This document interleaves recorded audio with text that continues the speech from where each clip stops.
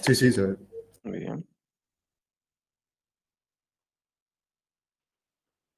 Bueno, arrancamos con el apunte de la segunda parte, ¿sí? Que esto ya lo tienen subido. Eh, en el Classroom lo tienen subido acá, ¿sí? Lo último que escribí, siempre en la solapa de novedades. Bueno, ¿qué es lo que vamos a estar viendo hoy, chicos? Que los dos temas corresponden a lo mismo. Hoy vamos a ver lo que es el diseño de una base de datos, ¿sí? En la primera parte ustedes se olvidaban del diseño de la base de datos, o sea, yo le daba el conjunto de tablas ya bien diseñadas y ustedes se encargaban de hacer de DEL y de ML, ¿sí? Bueno, ahora lo que van a hacer ustedes es aprender a hacer el correcto diseño de una base de datos. O sea, ante un enunciado o un relevamiento con los clientes o los usuarios, ¿sí? Que le digan, necesito una base de datos que tenga esto y esto y esto, tienen que armar la base de datos, el conjunto de objetos, de tablas. Van a ver que no se puede crear una tabla y tirar columnas al tuntún así porque sí. Ahora van a ver los problemas que se producen si yo creo una tabla y tiro columnas y no analizo cada una de las columnas de la tabla. Vamos a ver el proceso de normalización de las bases de datos. ¿Qué normalización? Ahora vamos a ver. Es generar tablas en forma óptima, en forma ¿sí? optimizadas, para evitar los problemas que vamos a ver ahora que producirían si el diseño no se hace en forma correcta o en forma óptima. Así que vamos a estar viendo los dos temas de hoy con respecto al diseño de la base de datos, el correcto diseño de la base. Bien. Antes de empezar con la normalización puntualmente, vemos unos conceptos de diseño más y ya arrancamos con la normalización propiamente dicho. Bueno, entonces, cada relación consiste en varios atributos o columnas, ¿sí? Existen normas formales para determinar que una agrupación de atributos en una tabla sea mejor que otra. O sea, existe una forma de agrupar columnas en una tabla sea mejor que otra. Para eso hay que normalizar. El normalizar ahora vamos a ver qué es, lo que quiere decir es evaluar cada columna de la tabla que esté correcta, que corresponda a cada columna a esa tabla. Eso va a ser. Como postos de informar el diseño encontramos la relación que existe entre los valores de los atributos de una tupla y evitar los valores nulos en las tuplas, que ahora lo vemos a continuación. Significado de los atributos en una relación. Esto van a ver que ya lo aprendieron, pero ¿por qué se ve acá? Porque es la correcta relación entre las tablas, dónde va la columna de clave ajena, pero si bien ya lo saben, ¿por qué se repite acá? Porque el saber dónde va la columna de clave ajena es estar diseñando en forma correcta la tabla. La diferencia es que para relacionar dos tablas y una columna que la ajena, ¿sí? Ahora, para normalizar la tabla, que es lo que vamos a ver hoy, hay que analizar cada columna de la tabla, ¿sí? Que cumpla con la normalización para que esa tabla esté óptima. Ahora lo vemos eso. ¿Sí? Bien, entonces, chicos, van a ver que esto ya lo aprendieron, que es la relación de tablas. Entonces, el primer caso tenemos, si la entidad A contiene tuplas que se relacionan de a una con más de una tupla de la entidad B, o sea, una relación de uno a muchos, la relación correspondiente a muchos de la entidad B contiene un atributo que la relaciona a la otra. Ejemplo, tenemos una tabla que contiene datos de las provincias, la entidad A es el padre de provincias, y por otro lado tengo una entidad que contiene datos de los becarios. Entonces tengo, a una provincia concurren muchos becados, de uno a muchos en este sentido. Y al revés, siempre partiendo por unidad, un becado concurre a una provincia. Como tengo de uno a muchos para acá y de uno a uno para acá, la tabla del lado de muchos va a la columna de clave ajena, el código provincia, haciendo referencia a esta tabla con su clave primaria. ¿Sí? Esto ven que ya lo saben, pero están indirectamente acá ya están diseñando de forma correcta la tabla, porque saben dónde va la columna clave ajena. No va acá, sino que va acá. ¿Sí? No hizo falta la creación de una tercera tabla, ya que la vinculación se produce cuando se agrega en la entidad B el atributo código de provincia, el cual es clave ajena en referencia a la entidad. ¿Se entiende, no? Eso está sabido, recontra sabido a esta altura, ¿no? Sí, sí. Bien. El segundo ejemplo es el mismo que anterior, pero al revés. La entidad A es el hijo y el B es el padre, al revés. Siempre la columna de clave ajena acompaña al hijo. No tiene que ser de izquierda a derecha o A, B. Siempre acompaña al hijo. Entonces, este es el caso del mismo que el anterior, pero al revés. Si la entidad contiene más de una tupla que se relaciona con tuplas de la entidad B de a una, o sea, de muchos a uno, sucede lo mismo que en el caso anterior. En la relación de muchos, por en este caso la de A, contiene un atributo que la relaciona a la otra. Tenemos la entidad A empleados y la entidad B gerencias, ¿sí? Y tenemos un empleado pertenece a una gerencia, de uno a uno para acá. Y al revés, a una gerencia puede pertenecer varios empleados. Tengo de uno a uno para acá, de uno a mucho para acá, de lo de muchos la columna que la bajé. ¿Sí? En este caso tampoco se hizo falta la creación de la tercera tabla, ya que la vinculación se produce cuando se agrega en la entidad A el atributo AI de gerencia, el cual es clave ajena referenciando a la entidad B, que es el padre en este caso. ¿Sí? Mismo caso que el anterior, pero al revés. Y era falta, ¿cuál caso? El que es de muchos a muchos, donde yo intento siempre relacionar de forma directa y tengo de uno a muchos para acá y de uno a muchos para acá. ¿Mm? ¿Qué pasaba en el de muchos a muchos? Si la entidad A contiene más de una tupla que se relaciona con más de una tupla de la entidad B, o sea, de muchos a muchos, se justifica la creación de una tercera tabla que interrelaciona las otras dos. Ejemplo, contamos con la entidad pacientes, que contiene más de una tupla relacionada con una tupla de la entidad B medicamentos, se justifica la creación de una tercera tabla paciente medicamentos que interrelaciona las otras dos. Tenemos la entidad A paciente, entidad B medicamentos. Un paciente consume muchos medicamentos, de uno a mucho para acá, y al revés, un medicamento puede ser consumido por muchos pacientes. Entonces, como tengo de uno a muchos y de uno a muchos, recuerden que la columna de clavajena no iba ni acá ni acá, sino que se creaba la tabla interrelacional, asociativa. ¿Sí? Donde tengo la ID de de paciente, consume de tal ID de medicamento, tanta dosis diaria. Era clave primaria compuesta esto, porque se repite el paciente consumiendo distintos medicamentos. Se repite el medicamento consumido por distintos pacientes. Y a su vez, esta es clave ajena haciendo referencia a esta, y esta es clave ajena haciendo referencia a esta. ¿Se acuerdan, chicos, de todo? Sí, sí. Es el correcto de relación de tablas y es el correcto diseño de las tablas. Pero bueno, es un diseño parcial. Con la normalización, ahora que vamos a empezar, cada tabla tiene que estar bien normalizada, pero en todas sus columnas. Esto es en parte de las columnas de la tabla. Bien, vamos a ver, antes de empezar con la normalización propiamente dicha, con este consejo de diseño que es de los valores nulos en las tuplas, que lo estaba nombrando acá. ¿Viste los valores nulos en las tuplas? ¿Sí? ¿Qué es esta recomendación de diseño, chicos? Leemos y explicamos. En una relación se agrupan determinada cantidad de atributos que a veces conforman una relación demasiado grande. Si hubiera atributos que no se aplican a la mayoría de las tuplas de esta relación, aparecerían gran número de nulos. Por eso se trata de evitar incluir en una relación o entidad, ¿no? O tabla, atributos o columnas cuyos valores pueden ser nulos y existir que sean en su minoría. Ejemplo, si solo el 10% de los alumnos trabajan, no se justifica incluir un atributo quit o quil, se puede crear una relación alumno-trabajo que contenga solo tuplas con los alumnos que están empleados. Bien, a ver, ¿qué quiere decir esta correcta recomendación de diseño, chicos? Si usted va a tener una tabla, ¿sí? Y le van a colocar una columna, y esa columna, ustedes ya saben que el 90 o 95% va a estar vacía, esa columna. Entonces, la recomendación es no colocar una columna donde el 90 o 95% ustedes ya saben que va a estar vacía. Todo va a depender del caso, ¿no? Del almacenamiento de cada tabla. Ejemplo, la tabla de alumnos. Si estamos hablando de alumnos de secundario, un 5 o un 10% trabajan. Entonces, lo que dice ahí es, no se recomienda en la tabla alumnos colocar una columna que se llame quit o quil. ¿Por qué? Porque el 90 o 95%, esa columna va a estar vacía. Va a haber un 5% de los que trabajan nada más que van a tener quit o quil. Entonces, eso no es recomendable. ¿Cuál es la correcta recomendación de diseño? Cuando sabemos que las columnas van a estar en su mayoría nulas, en la tabla de alumnos, no colocar esa columna quit o quil y crear una segunda tabla que se llama alumno trabajo, el nombre que sea, con legajo y el quit. Y en esta segunda tabla se va a almacenar ese 5% de alumnos que trabajan. Obviamente esta columna de legajo está relacionada con la columna de legajo de la tabla alumno, ¿no? ¿Se entiende, chicos? Sí, sí. Esa es la correcta recomendación de diseño. No colocar columnas donde yo ya sé de antemano que el 90 o el 95% va a estar vacío. Pero eso, como les dije, dependiendo de el caso. Pues si estamos hablando de la misma tabla de alumnos, pero alumnos de ustedes que ya son universitarios, ahí sí se justifica crear una columna, porque capaz que ya el 50% promedio trabajan. Entonces ahí sí se justifica en la tabla de alumnos crear una columna quit o quil que acepte nulos, por supuesto, porque va a haber gente sin trabajar. Pero ven, todo va a depender del caso, no es como regla. Alumnos no va quit o quil, no, dependiendo del caso. Si es de secundaria no se justifica, y ya es universitario, sí. Pero bueno, esa es la correcta recomendación de diseño, chicos. No Digamos, colocar columnas, sí. perdón, profe, digamos que va a depender si es relevante o no la información que te dé, ¿no?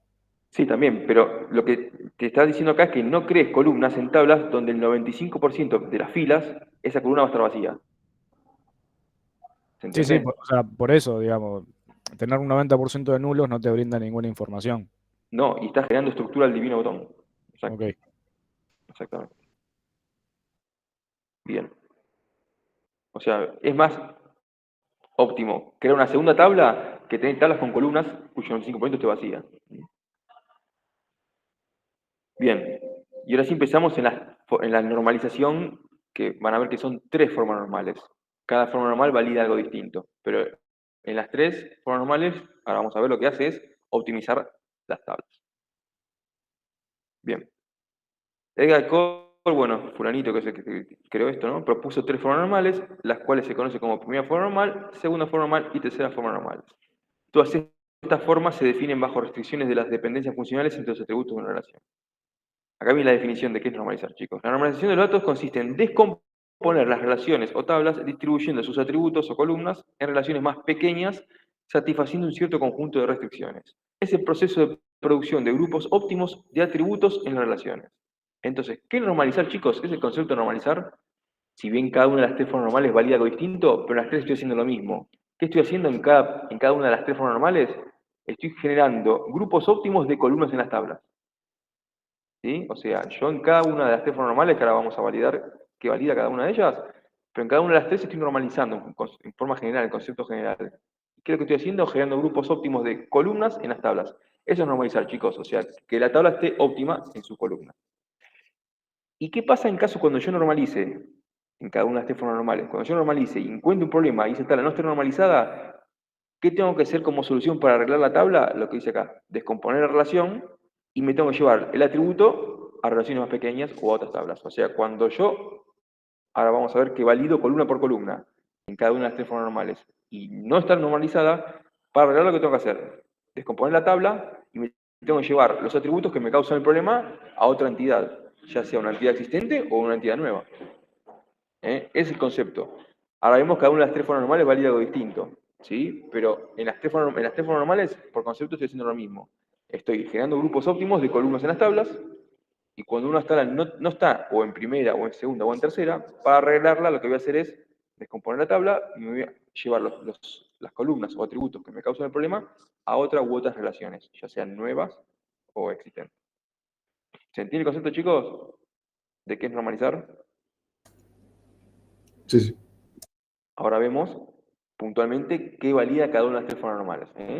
Vemos un ejemplo de una tabla que no está en forma normal, en primera forma normal y cómo la arreglo. Una tabla que no está en segunda forma normal y cómo la arreglo, y una tabla que no está en tercera y cómo la arreglo. Bien, antes de empezar, entonces, las ventajas de llevar las relaciones hasta la tercera forma normal, entonces tenemos que se evitan anomalías en la inserción, borrado y modificación en las tablas, si están bien normalizadas. Se facilita la extensión. Si en un futuro se llevan a cabo ampliaciones, se van a tener, o sea, va a haber menos cambios en la estructura de la base si las tablas están normalizadas. Bien, entonces, empezamos a validar qué es lo que valida o controla la primera forma normal, chicos. Entonces, una relación está en primera forma normal si solo si todos sus dominios subyacentes contienen solo valores atómicos. Significa, o sea, ¿qué es esto técnico? Significa la eliminación de grupos repetitivos. O sea, ¿qué es lo que valida la primera forma normal, chicos? La redundancia de la información. O sea, que no haya grupos repetitivos de información. Eso es lo que valida la primera forma normal. Vamos a ver un ejemplo de una tabla que no está en primera forma normal y cómo la arreglamos. Para que vean que a partir de ahora no puedo crear una tabla y tirar columnas al tuntún sin evaluar nada. Porque cuando se empiezan a insertar registros, ahora vemos los problemas que suceden. ¿Qué pasa si yo creo una tabla de empleados y le tiro estas columnas? Legajo, nombre, código de idioma, nivel de idioma y la descripción donde trabaja. Para crear la tabla no hay ningún error. El create table se crea, los usuarios me insertan registros, pero ¿qué problema tenemos acá? Fíjense, el empleado 120, Juancito, como sabe solamente inglés, no pasa nada. Pero ¿qué pasa con Josecito? Sabe portugués e italiano. Entonces tengo que repetir el legajo, el nombre, subir a más columnas, la dirección, se repite la sección donde trabaja, ¿para qué? Para identificar que sabe portugués nivel A y que sea avanzado, y que sabe italiano nivel B intermedio. ¿Ven? Entonces, acá hay un grupo repetitivo de información. ¿Por qué? Porque mi entidad me tiene que almacenar un registro por cada cosa que almacena la entidad. O sea, si estoy hablando de la entidad de empleados, tengo que tener un registro por cada empleado. Si estoy hablando de la tabla de clientes, tengo que tener un registro o tupla por cada cliente. Ven que acá tengo una repetición. Ana sabe un solo idioma, un registro. Si hay otro empleado que sabe 3 idiomas, acá voy a repetir 3 registros para... ¿Ven el problema que se produce? Esta no me sirve como que la primaria, porque se repite. Ven que acá tengo problemas. Pero no me sirve, por más que coloque un ID de registro como clave primaria, una columna acá, inicial, tampoco me soluciona, por más que yo solucione la clave primaria, porque tengo grupos repetitivos, que es justamente lo que tengo que evitar para que la tabla esté en primera. ¿Se entiende el problema acá, chicos? Entonces, esta tabla no está en primera forma normal. ¿Qué tengo que hacer para solucionarla? Lo que dice la definición era descomponer esta relación y llevarme los atributos que me causan el problema. En forma conceptual, ahora vemos cómo queda. En forma conceptual, chicos, ¿qué, qué a nivel concepto, no a nivel qué columnas, a nivel conceptual, en esta tabla, ¿qué es lo que me causa la repetición de los registros de empleados acá? Profe, El Sí, idioma. el idioma y el nivel. bien. O sea, los datos referidos al idioma, en forma conceptual. Ahora vemos cómo lo arreglamos. ¿Alguien me quería hablar? ¿Qué dijo, profe? Yo, No, profe, Bueno, podríamos como que tomar lo que se nos dificulta, que es el nombre de idioma y el nivel que nos causa repetición, y pasarlo a otra tabla. ¿No? claro. O sea, ahora vemos cómo queda. Pero en forma conceptual, los atributos referidos al idioma son los que me causan la repetición. ¿Sí? Entonces, me tengo que llevar a otra relación los atributos que me causan la repetición hacia los atributos del idioma. Muy bien. Ahora vemos cómo quedan las tablas bien normalizadas hasta la primera. Antes de ver cómo quedan las tablas, leemos esa explicación que dijimos recién. Los atributos referidos al idioma del empleado son los que provocan la repetición de los legajos.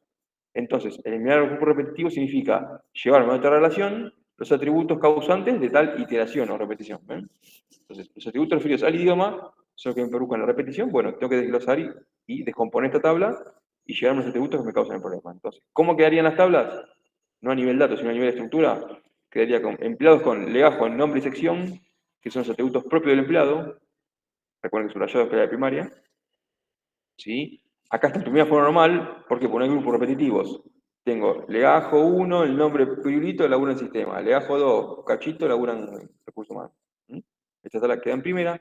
Una tabla de idiomas con código y nombre, o sea, 1 inglés, 2 francés, 3 italiano, 4, ¿sí? Código y nombre, los atributos propios del idioma. Esta tabla está en primera porque no se repite, es 1 inglés, 2 francés, 3 italiano.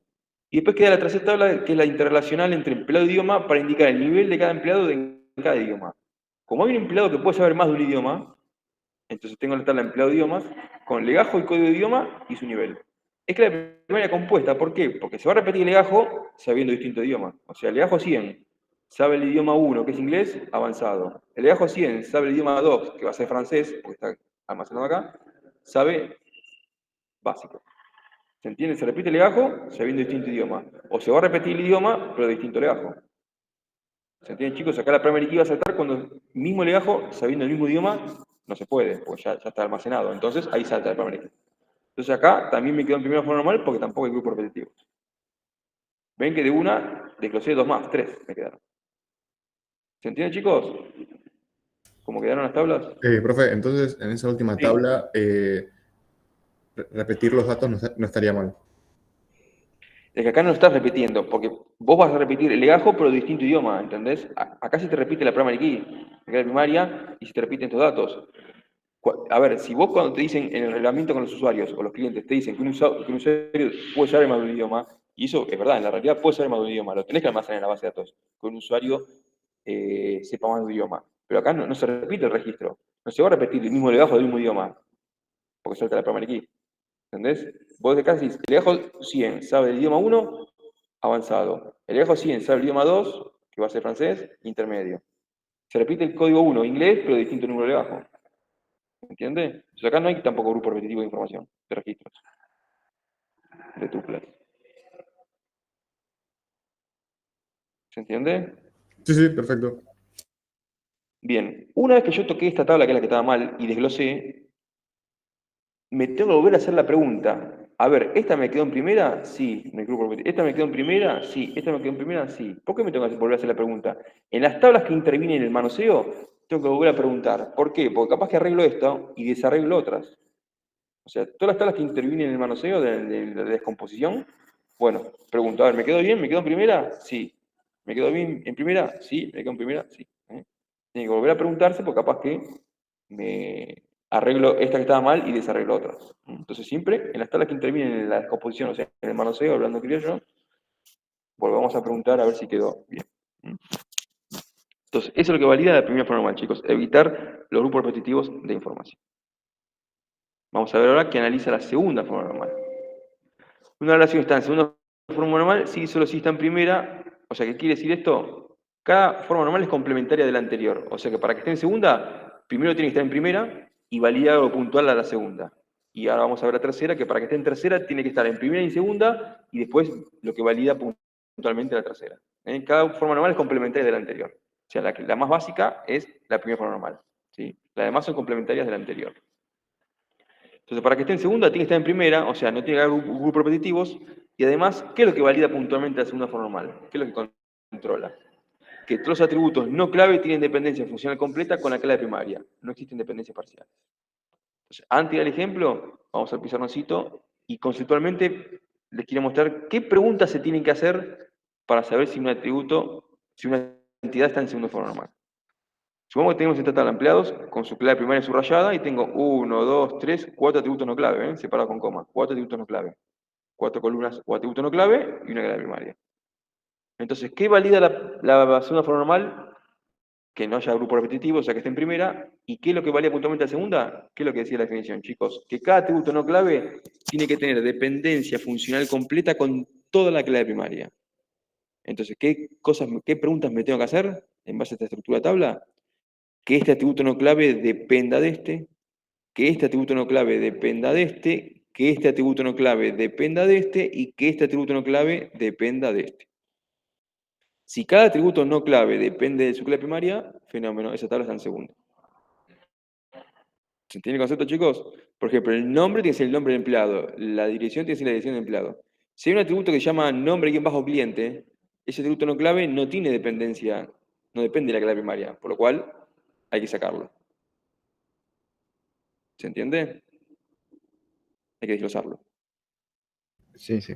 ¿Qué pasa? Es fácil evaluar la segunda forma normal cuando la clave primaria es simple. ¿Qué pasa si mi clave primaria es compuesta? O sea que yo tendría un subrayado doble acá, ¿no? Como ejemplo. Ay, perdón. ¿Qué pasa si yo en mi estructura tengo esto? Clave primaria compuesta y tres atributos no clave.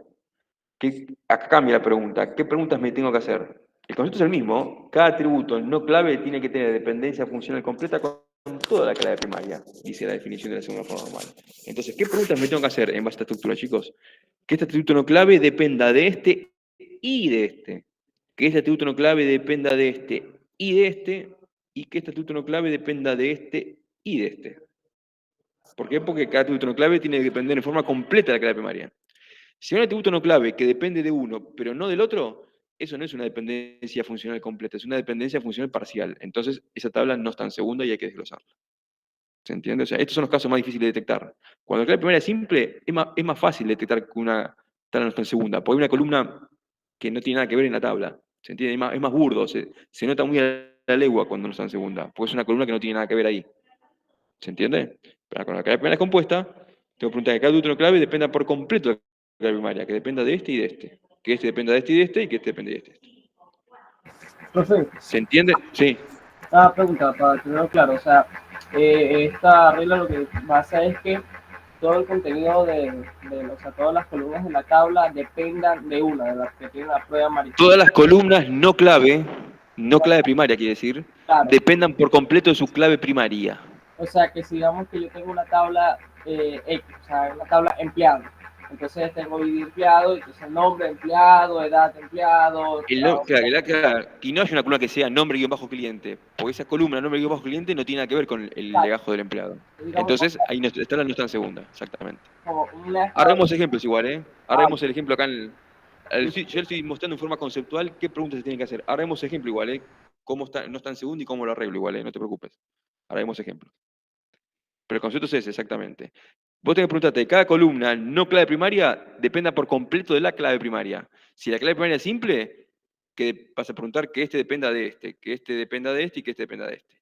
Ahora, si la clave primaria es compuesta, como este ejemplo, vos tenés que preguntarte que este atributo no clave dependa de este y de este, que este dependa de este y de este, y que este dependa de este y de este.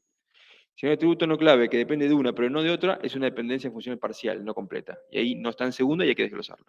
Ahora vemos ejemplos en el apunte de cómo está mal y cómo lo arreglamos. Pero primero, conceptualmente, les quise mostrar acá en el pizarroncito qué preguntas se tienen que hacer.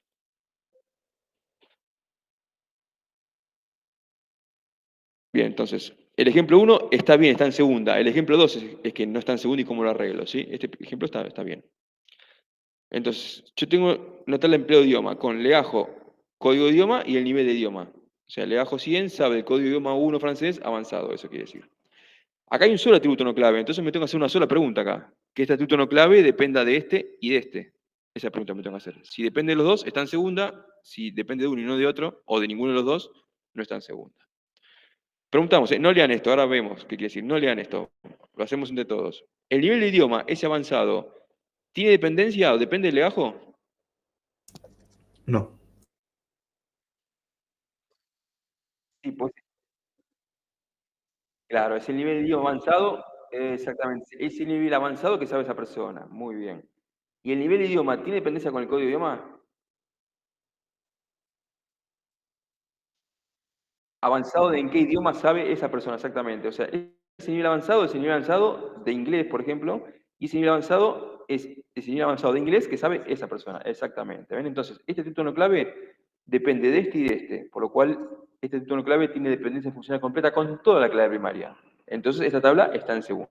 O sea, está en primera por un grupo de adjetivos y está en segunda porque en este caso en este caso el atributo no clave depende por completo de la clave primaria. Muy bien. Este ejemplo está en segunda y ahora vemos el ejemplo 2 donde no está en segundo y cómo lo arreglamos, ¿no? Entonces, explicamos lo que dijimos recién. Nivel de idioma es un atributo no clave que tiene dependencia funcional completa con toda la clave. O sea, el nivel del idioma, el nivel de idioma depende del empleador que lo tiene, o sea, en relación con esto, y del idioma que sabe, en relación con esto. ¿Se entiende? Esto quiere decir que la tabla está en segunda forma. ¿Se entiende, chicos, acá este ejemplo de que está correcto en segunda? Ahora vamos a un ejemplo donde no está en segunda y cómo lo desglosamos y cómo queda arreglado. Yo tengo que estar empleados con legajo, código de idioma, nivel de idioma y nivel de estudio. Acá vamos a hacer dos preguntas, que este dependa de este y que este dependa de este y de este. Hasta acá es igual. Nivel dijimos que pertenece al legajo y pertenece al código de idioma. Bien, ahora evalúo el nivel de estudio, que es secundario, universitario. Pregunto, ahora leemos acá, ¿eh? Pregunto, ¿nivel de estudio tiene dependencia con legajo? Sí, Sí. Sí, porque es el nivel de estudio secundario terciario que sabe ese empleado. Bien. ¿Y nivel de estudio tiene dependencia o relación con código de idioma? no. No, porque es independiente el nivel de estudio que tenga del idioma que sepa. ¿Ven? Entonces, este atributo no clave depende de este, pero no de este. Por lo cual es una dependencia funcional parcial, no completa. Por ende, esta tabla no está en segunda. ¿Y cómo hay que hacer para arreglarlo cuando una tabla no está en primera o en segunda o en tercera? Entonces es siempre lo mismo, descomponer la tabla y llevarme las columnas que me causan el problema a otra tabla, ya sea existente o no. Entonces, leemos la explicación y ahora vemos cómo queda arreglado esto. La relación se encuentra en primera forma normal porque la tupla se identifica en forma única, o sea, no hay grupos repetitivos, pero no se cumple la segunda, ya que el atributo de nivel de estudio depende del empleado, o sea, esto depende de esto, pero independientemente del idioma que sepa. ¿Qué está diciendo con esto? Que este no depende de este que está diciendo. ¿Entiende? Independientemente del idioma que sepa. Por lo tanto, este atributo debe desaparecer de esta relación e incluirse en la relación entidad-empleado. Entonces, ¿cómo quedan las tablas? Las tablas empleados con legajo, nombre, sección y nivel de estudio. Existen los atributos propios del empleado. Esta está en primera, porque no tiene grupos repetitivos, y está en segunda, ¿por qué? Porque este depende de este, el nombre es el nombre de legajo, la sección es la sección en la que trabaja ese empleado, y el nivel de estudio es el nivel de estudio que tiene ese empleado. ¿Ven? Entonces me quedo en primera y en segunda. Una tabla de idiomas con código y nombre, un inglés, dos francés, me quedo en primera y en segunda, porque este depende de este. Y la tabla de empleado de idioma con legajo, código de idioma y su nivel de idioma. O sea, el legajo 100 sabe el idioma 1 avanzado, el legajo 100 sabe el idioma 2, y que es francés intermedio. Y dijimos que este atributo depende de este y de este. Son atributos propios de la interrelación. ¿Ven? Entonces me quedo esta en primera y en segunda, esta en primera y en segunda y esta en primera y en segunda. ¿Se entiende, chicos? ¿Se entendió la segunda forma normal? Sí, se entiende. Profe, espera un momento, ¿cuál era la columna que nos estaba dando problemas? Era, ¿Cuál está dando problemas acá? sí, ¿cuál era? El nivel de estudio. Nivel de estudio es secundario universitario, ¿sí? Este nivel de estudio pertenece al legajo, o es el nivel de estudio secundario universitario que sabe esta persona, pero el nivel de estudio no depende del idioma, porque es independiente el nivel de estudio que tengas con el idioma que sepas. Entonces, este título no clave depende de este, pero no de este. Entonces no está en segunda, y hay que desglosarlo. ¿Y Al cómo desglosarlo, eso? y te quedan acá, así como vimos recién, acá, como vimos recién. De empleados con legajo, nombre, sección, nivel de estudio, donde el estudio es el estudio de esa persona, el nombre es el nombre de la persona, la sección es de esa persona. Y están los idiomas y la lista relacional para saber, para almacenar qué empleado sabe de cada idioma. ¿Se quedan? Así. Arregladas, ¿no? De vuelta, acá de vuelta.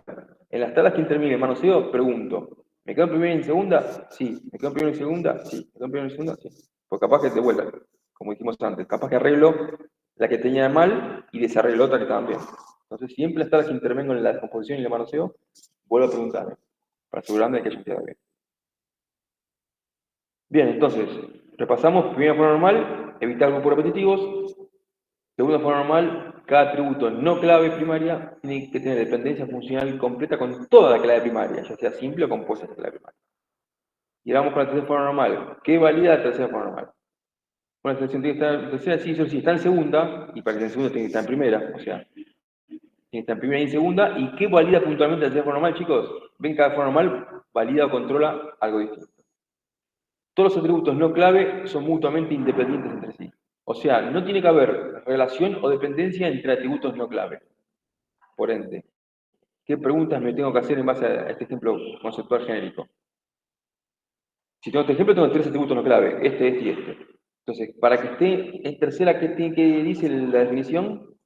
Que cada atributo no clave tiene que ser independiente entre sí. O sea, no tiene que haber dependencia entre atributos no clave. Entonces, ¿qué preguntas me tengo que hacer? Para este ejemplo, que este atributo no clave no dependa ni de este ni de este, que este atributo no clave no dependa ni de este ni de este, y que este atributo no clave no dependa ni de este ni de este. Si todos los atributos no clave son independientes entre sí, o sea, no hay dependencia entre ellos, fenomenal, las tablas están en tercera. Si un atributo que depende del otro, o sea, que el cambio de uno me implica el cambio del otro, ahora vamos a ver ejemplos, ¿eh? Si el cambio de uno me implica el cambio de otro, quiere decir que hay dependencia entre atributos no clave, entonces esta tabla no está en tercera. Y vemos cómo se desglosa. ¿Entendés, chicos, el concepto de lo que tengo que preguntar? Que cada atributo no clave no dependa de los otros atributos no clave. ¿Sí?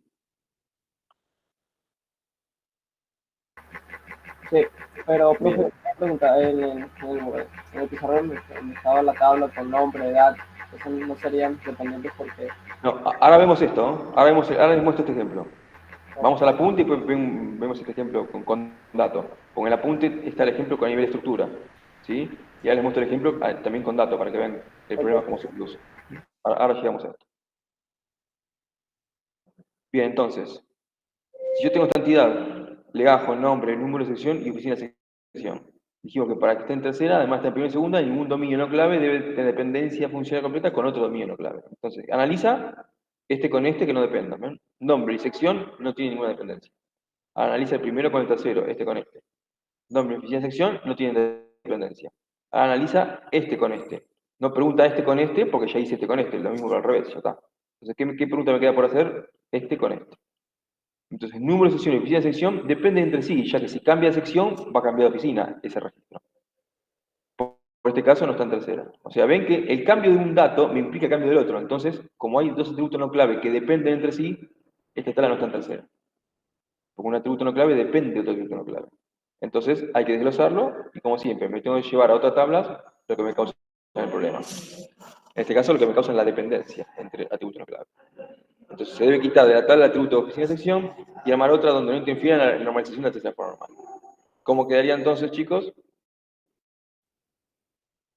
Empleados con legajo, nombre y número de sección, y una tabla de secciones con número y oficina, sección, número, oficina, número, oficina. Obviamente esta columna está relacionada con esta, ¿no? Entonces, esta tabla está en primera porque no hay grupos repetitivos, está en segunda porque cada atributo no clave depende de la clave primaria, y está en tercera porque este atributo no clave no depende de este. Y al revés, este no depende de este. Porque lo dijimos antes, nombre y número de sección no dependen. Y esta también está en primera, en segunda y en tercera. ¿Ven, chicos? Entonces, tengo que desglosar y de vuelta, las que intervienen en manoseo, preguntar, ¿esta me quedó en primera, en segunda y en tercera? Sí. ¿Esta me quedó en primera, segunda y tercera? Sí. ¿Qué aclaración hace acá? Que esto es obvio. Si la relación contiene un solo atributo no clave, el análisis de la tercera forma normal es innecesario. O sea, si a mí me quedó esta tabla y me quedó en primera y en segunda, automáticamente está en tercera. ¿Por qué? Porque tengo un solo atributo no clave. Y como tengo un solo atributo no clave, no tengo otro atributo no clave a cual preguntar si depende o no depende. ¿Ven?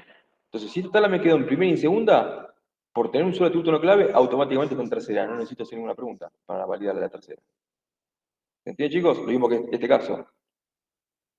Esta está en primera y en segunda, y está en tercera, ya por definición, sin ni siquiera preguntarme si está en tercera, porque hay un solo atributo no clave. ¿Se entiende, chicos? Sí, sí. Muy bien. Como este ejemplo de esto está en primera y segunda y en forma normal. Muy bien, chicos. Entonces, ahí terminó la normalización. Entonces, ¿qué son los tres formas normales? Entonces, la primera, evitar grupos repetitivos. La segunda, que cada atributo no clave tiene que tener dependencia funcional completa con toda la clave primaria, ya sea simple o compuesta. ¿Y qué valía la tercera forma normal? Que los atributos no clave tienen que ser independientes entre sí.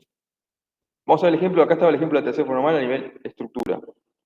Le muestro a nivel dato, para que vean qué problema se produce, y para que vean que acá no es como las constraints, ¿se acuerdan de la regla de integridad? Que a mí me salvaba, si me ponía un dato inconsistente, me saltaba la regla y me evitaba que me pongan basura de información. No, acá no va a pasar eso. Fíjense qué problemas se producirían si no estaría bien normalizada. Para que vean que acá no lo salva, no es una constraint que te salva. Acá el dato queda inconsistente si está mal diseñada la tabla. ¿Qué pasa? Yo tengo ID de empleados, ¿no? ID de empleado, el nombre, la edad, la carrera y la especialización que sabe el tipo. Tengo Pepito, es abogado penal, Cachito es médico traumatólogo. Bien. Yo creo, diseño esta tabla, empiezan los usuarios a insertar registros, los usuarios tienen permiso de insertar, insertan. ¿Qué pasa si alguien me hace un update? El usuario tiene permiso de hacer update de esta tabla. ¿Qué pasa si me hace este update, chicos? Update de empleado, set especialidad igual traumatología, o ID de empleado igual a 1. Ya saben ustedes hacer un update. ¿Qué estoy modificando acá, chicos, en base a estos datos? ¿Qué estoy poniendo acá? La carrera. ¿Cómo? La carrera. No, la carrera no. Fíjense bien, ¿qué estoy cambiando acá?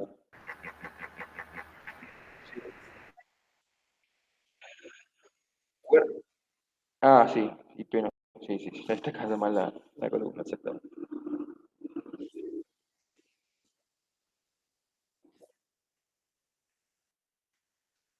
O sea, el ID1 es este registro. O sea, estoy cambiando esta columna, bueno, acá lo mismo, especialización y especialidad. Bueno, el ejemplo tengo que hacer bien, ¿no? Especialidad, para que se concuerde columna con columna. Le estoy diciendo, cambiame esta columna para este registro de ID1 y ponele traumatología. Entonces, con esta update que me están haciendo, esto. ¿Ven? ¿Y qué me queda, chicos? Un abogado traumatólogo. ¿Ven? Me queda una inconsistencia de información. O sea, te rompe los huesos con el código civil. ¿Ven? O sea, te queda una inconsistencia en información. Git update se ejecuta, no es como la regla de integridad, la constraint, como les dije antes, que salta el error cuando se violaba esa regla. No, acá no salta nada. ¿Por qué? Porque el usuario tiene permiso de hacer un update. Y el update se hace y me genera inconsistencia. ¿Por qué? Porque este atributo no clave depende de este, o al revés. Este depende de este también. Porque si me cambia la especialidad, me tiene que cambiar la carrera. O si alguien me hace un update y me cambia la carrera, automáticamente me cambia la especialidad. Entonces me queda información inconsistente. ¿Ven la importancia de por qué la tabla tiene que estar normalizada, chicos? Y en este ejemplo, que no está en tercera. ¿Ven? ¿Qué se me produce si la tabla no está normalizada en forma correcta? Se me producen anomalías o problemas en la información. ¿Ven? ¿Qué tendría que hacer acá? Darle un manual a los usuarios de buen uso de la base. Si me cambié la carrera, por favor, cambiame la especialidad también. No, eso es porque está mal diseñada la tabla. ¿Se entiende? Por eso cada atributo no clave tiene que ser independiente entre sí. ¿Por qué? Porque un update, cualquier persona me puede cambiar esta columna, esta o esta en forma independiente y que no se me cague el registro, hablando en criollo. No se me jorobe el registro. ¿Se entiende, chicos? ¿Por qué tienen que ser independientes? Para que uno haga un update de cualquier columna y no se me rompa el registro. ¿Se entiende, chicos? Profe, una pregunta más Sí. práctica. ¿Profesionalmente siempre se intenta trabajar así o existen casos reales donde no sea necesario normalizar? No, puede haber tablas no normalizadas, pero tienen que ser tablas tipo a ver, de consulta, que vos puedas tener, por ejemplo, datos repetidos. Pero si vos vas a relacionar las tablas, no, tienen que estar normalizadas para que te obtenga. Tienen que estar normalizadas. ¿Se entiende? Porque si no tenés estos problemas, ¿ves? Sí, sí. Tenés estos problemas. Por eso te lo muestro a nivel dato, porque acá en la punta está a nivel estructura, pero ven, Y acá, aparte, como dije antes, no hay nada que te salve. Acá te queda dato mal y te queda dato mal. No hay algo que te salte como una constraint. Esto no es una constraint. El problema es que está mal diseñada la tabla. Por eso es que cada tabla de la base de datos tiene que estar en primera, y segunda y en tercera. Entonces, si cada una de estas tablas, esta, clientes, pedido, bla, bla, bla, la idea es que cada tabla tiene que estar hasta la tercera forma normal. Entonces, toda la base se considera una forma óptima. Si cada una de las tablas de la base están en primera, en segunda y en tercera forma normal. Eso es lo que tienen que hacer, chicos. Que cada tabla esté en primera, en segunda y en tercera. ¿Sí? Bien.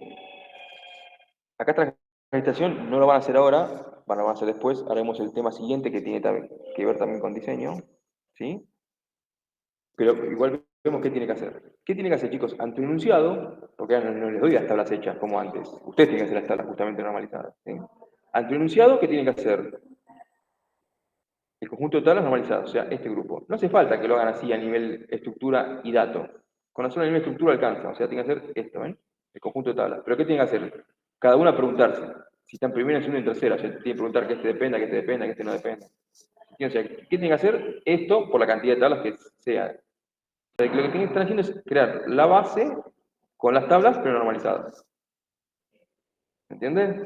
Y hay que marcar cuál es la clave primaria y ajena, ¿no? Sí, como acá. Y la ajena con asterisco, exactamente. Sí. ¿Cómo el asterisco al final? No, abajo de la columna era. Ah, ok. Abajo de la columna del subrayado de la primaria y abajo de la columna del asterisco que la ajena.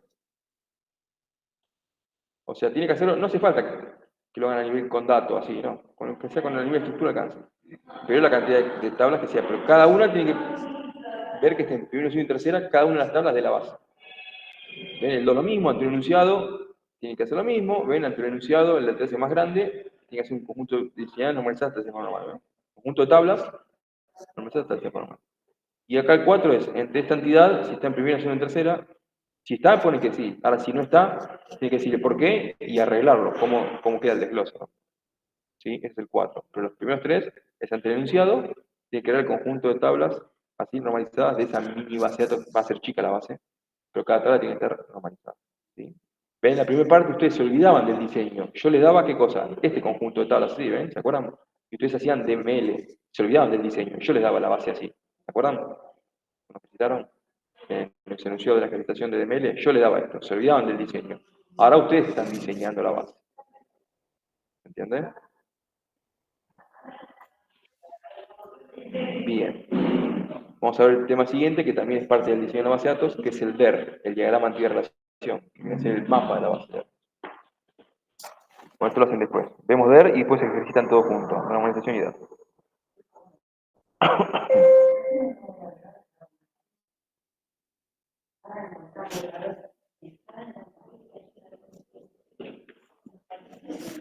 Me tomo con un caramelo, la garganta la tengo más o menos, y de hablar seguido.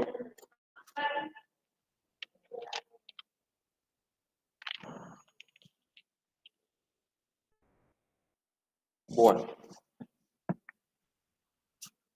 antes de ver el DER propiamente dicho, que es parte del diseño, vamos a ver el ciclo de vida de una base de datos, o sea, los pasos del ciclo de vida de una base de datos. Y puntualmente estamos detenidos en este paso del ciclo de vida de una base de datos, que es en el diseño. Vemos el ciclo de vida completo de una base de datos. El primero que es, chicos, el reglamento con los usuarios o los clientes, donde me dicen, necesito una base de datos que tenga esto, esto y esto, ustedes toman apuntes. En esta etapa se define el alcance del sistema de base de datos, los usuarios que van a utilizar la misma y sus aplicaciones generales y específicas. Durante la recreación y análisis de los requerimientos, ¿ven? Con los usuarios, ¿no?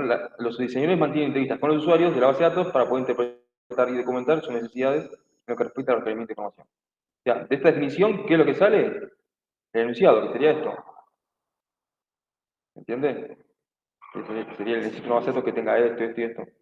El usuario le habla a nivel criollo qué información tiene que tener.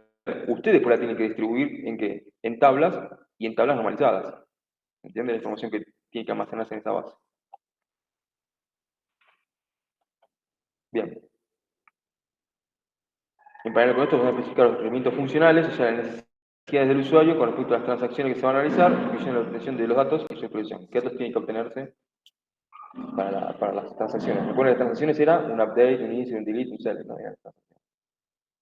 Una vez que hago reglamento, entonces, chicos, ¿qué hacemos? Vamos a la parte de diseño, que es donde estamos parados ahora. Se confecciona un diseño completo, lógico y físico de la base de datos en un motor de base de datos elegido, ya sea Oracle, SQL Server, etc. A ver, chicos, el diseño se compone de dos partes, el diseño lógico y el diseño físico. Nosotros estamos parados dentro del punto 2, paso 2, pero estamos parados en el diseño lógico. Ahora vemos que es el diseño físico. El diseño lógico, ¿qué lo conforma, chicos? El DER, que es el diagrama de actividad de reacción, que es el mapa de la base de datos, que es lo que vamos a ver ahora, y el conjunto de tablas normalizadas, o sea, esto que vimos recién. ¿Sí? El DER, que es el mapa de la base de datos, ahora van a ver que el DER visualmente se ven las tablas con sus relaciones. ¿Sí? El DER y el conjunto de tablas normalizadas conforman el diseño lógico de la base. ¿Sí? Una vez que hago el DER y el conjunto de tablas normalizadas, hago el diseño físico. ¿Qué es el diseño físico? La palabra física quiere decir ya en un motor de base de datos, hago el create con sentencias de DL, hago el create table de las tablas, pero ¿cuáles? De las tablas que diseñé de forma lógica y ya están normalizadas en este punto, ¿se entiende? Por lo cual, cuando hago físicamente en el motor los create table, hago una copia, hago create table cliente con las columnas create table, porque acá ya analicé, acá ya hice la normalización, ¿se entiende? Yo no puedo saltearme este paso y hacer dos en uno acá. ¿Qué quiero decir? Mientras hago la sentencia create table, mientras ejecuto la sentencia create table, normalizo en el aire. A ver esta columna. O sea, es imposible que yo, mientras ejecuto la sentencia create table, normalice en el aire. ¿Por qué? Por un 90% lo voy a errar seguro. ¿Se entiende, chicos? La importancia de hacer primero el diseño lógico y después el diseño físico es físicamente el motor, crear las tablas, pero que ya diseñé en forma lógica, que están normalizadas en este punto. ¿Se entiende? Sí, sí. Yo cuando hago el diseño físico, o sea, cuando voy al motor, yo copio esto, create table empleado que va a tener tal columna, tal, voy copiando en el create table las columnas. Falta agregar el tipo de dato y demás, ¿no? Pero no analizo en el aire mientras hago el create table. Por lo cual en el diseño físico copio esto. La importancia, es muy importante que sea el diseño lógico, porque acá yo normalizo, acá optimizo cada una de las tablas.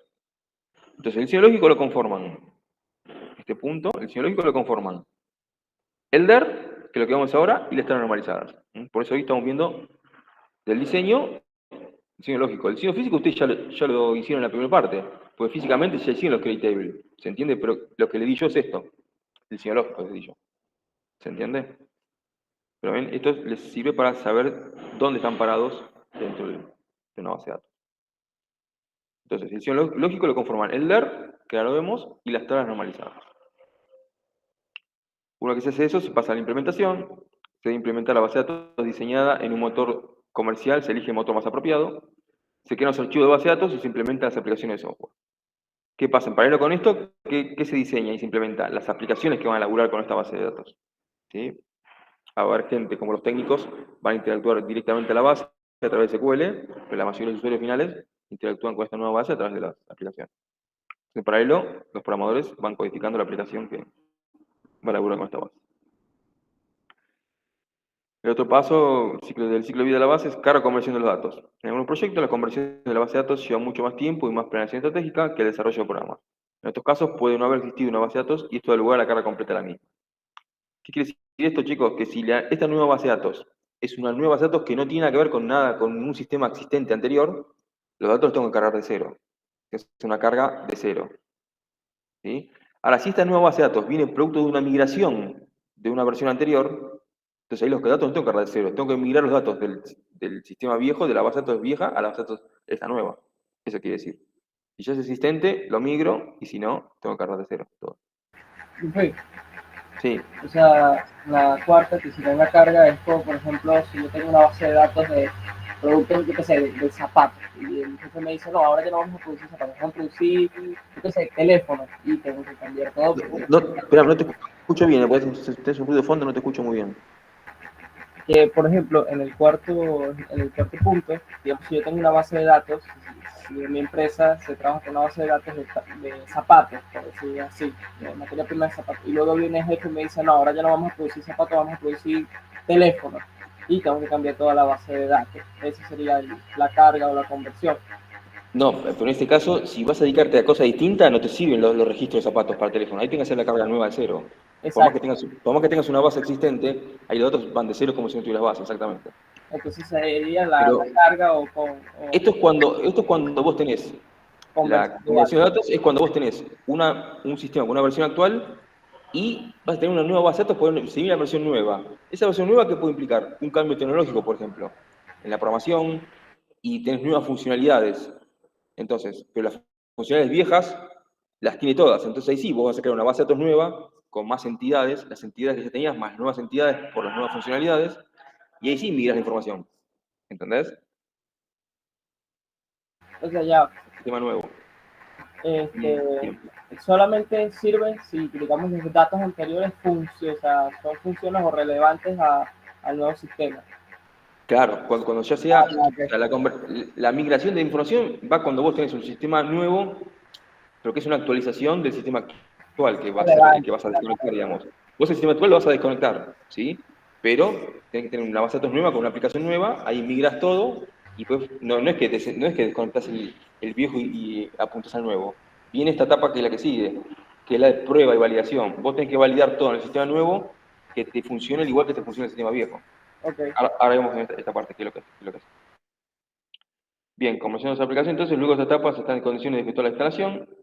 Luego que está la nueva base con la nueva aplicación instalada, vamos a hacer la prueba y validación. Se probará con datos reales en paralelo con el sistema existente para no provocar en caso de fallas problemas en la organización. Entonces, acá viene una etapa de paralelo, que es una etapa tediosa sobre todo para los usuarios finales, porque tienen que elaborar el doble. ¿Por qué tienen que elaborar el doble? Porque si esta nueva base de datos viene producto de una migración del sistema viejo que es el que voy a desconectar y va a pasar al sistema nuevo, ¿qué tienen que hacer en paralelo los usuarios? Cada operación que registran en el sistema viejo que se va a desconectar, pero sigue siendo el de producción por ahora hasta ahora, hasta que se descuelgue sigue siendo el actual. Entonces, cada operación que hace en el sistema viejo lo tienen que probar en la base de datos nueva con la aplicación nueva, para ver que funcione. Cada una de las operaciones del sistema viejo. Y si la nueva aplicación tiene nuevas funcionalidades, tiene que probar cada una de esas nuevas funcionalidades que funcione bien. En caso que haya algún error que no funciona, el usuario tiene que reportar y se va para atrás. O el problema estuvo en el reglamento, que el usuario no me lo dijo, o yo no lo interpreté bien, o lo diseñé de forma mal, entonces tengo que corregir. O desde acá, tengo que corregir el diseño lógico, o sea, cambiar las tablas normalizadas, cambiar el DER, tengo que cambiar físicamente si hay problemas, ¿se entiende? Y vuelve a probar el usuario. Si sigue encontrando errores, vuelve para atrás, ¿entiendes? O sea, la etapa paralelo, dependiendo de la magnitud de la base de datos y del sistema, la etapa paralelo puede durar un mes, 2 meses, un año, ¿sí? Todo depende de la magnitud grande del sistema que sea y de los problemas que se encuentren, ¿sí? Esto nunca sale de una así, del paso uno al último, de una, no. Siempre en este punto, ¿por qué? Porque alguien me tiene que dar el ok y poner el gancho y firmar a un gerente de que todas las funcionalidades en el sistema nuevo funcionan bien y que se puede ahí desconectar el sistema viejo. Entonces, para que alguien me dé ese ok, tiene que estar todo justamente probado. Pues yo no puedo desconectar el viejo, apuntar al nuevo y que ahí surjan los quilombos. ¿Por qué? Porque está la gente sin laburar, si no. ¿Se entiende? Por eso existe la etapa de paralelo. Pero esto es cuando es un sistema que viene de una migración de una versión anterior. ¿Sí? Si es una base de datos con una aplicación totalmente nueva, no, lo que tiene que hacer es no probar doble, probar en el sistema nuevo que ande todo. Nada más que eso. ¿Sí? Después viene la etapa de operación, que es el uso diario de la base de datos, y la etapa de la supervisión y mantenimiento, que es que ya lo hablamos en la primera clase, que es el mantenimiento que le hace un DBA a la base de datos. Backup y recovery, permisos a los usuarios, etcétera, etcétera, etcétera. ¿Sí? Es el ciclo de vida entonces de una base de datos, y puntualmente estamos en esta parte y en el diseño lógico, no en el físico. ¿Sí? Bien, antes de empezar con el modelo de datos que es el DER, entonces vemos las pautas para el diseño físico. Entonces, los factores que se deben tener en cuenta para el diseño físico son análisis de consultas y transacciones en relación con su calidad, tengo que hacer análisis de consultas y transacciones con respecto a la frecuencia esperada de invocación, tengo que hacer análisis de consultas y transacciones con relación a la restricción de tiempo sobre ellas, análisis de frecuencias esperadas de las operaciones de la utilización. Entonces, ahora leo esto y explico lo que quería decir. Basándonos en dichos factores influyentes, las pautas para el diseño físico del sistema de relaciones constan de aplicaciones técnicas para optimizar las operaciones hechas sobre la base de datos, prestar un cuidado especial en la organización de los archivos de base de datos y la selección de los índices. ¿Recuerdan que era un índice en una base de datos, chicos? Lo vimos en la primera parte. Es un objeto más de la base. ¿Y cuál es la funcionalidad del índice?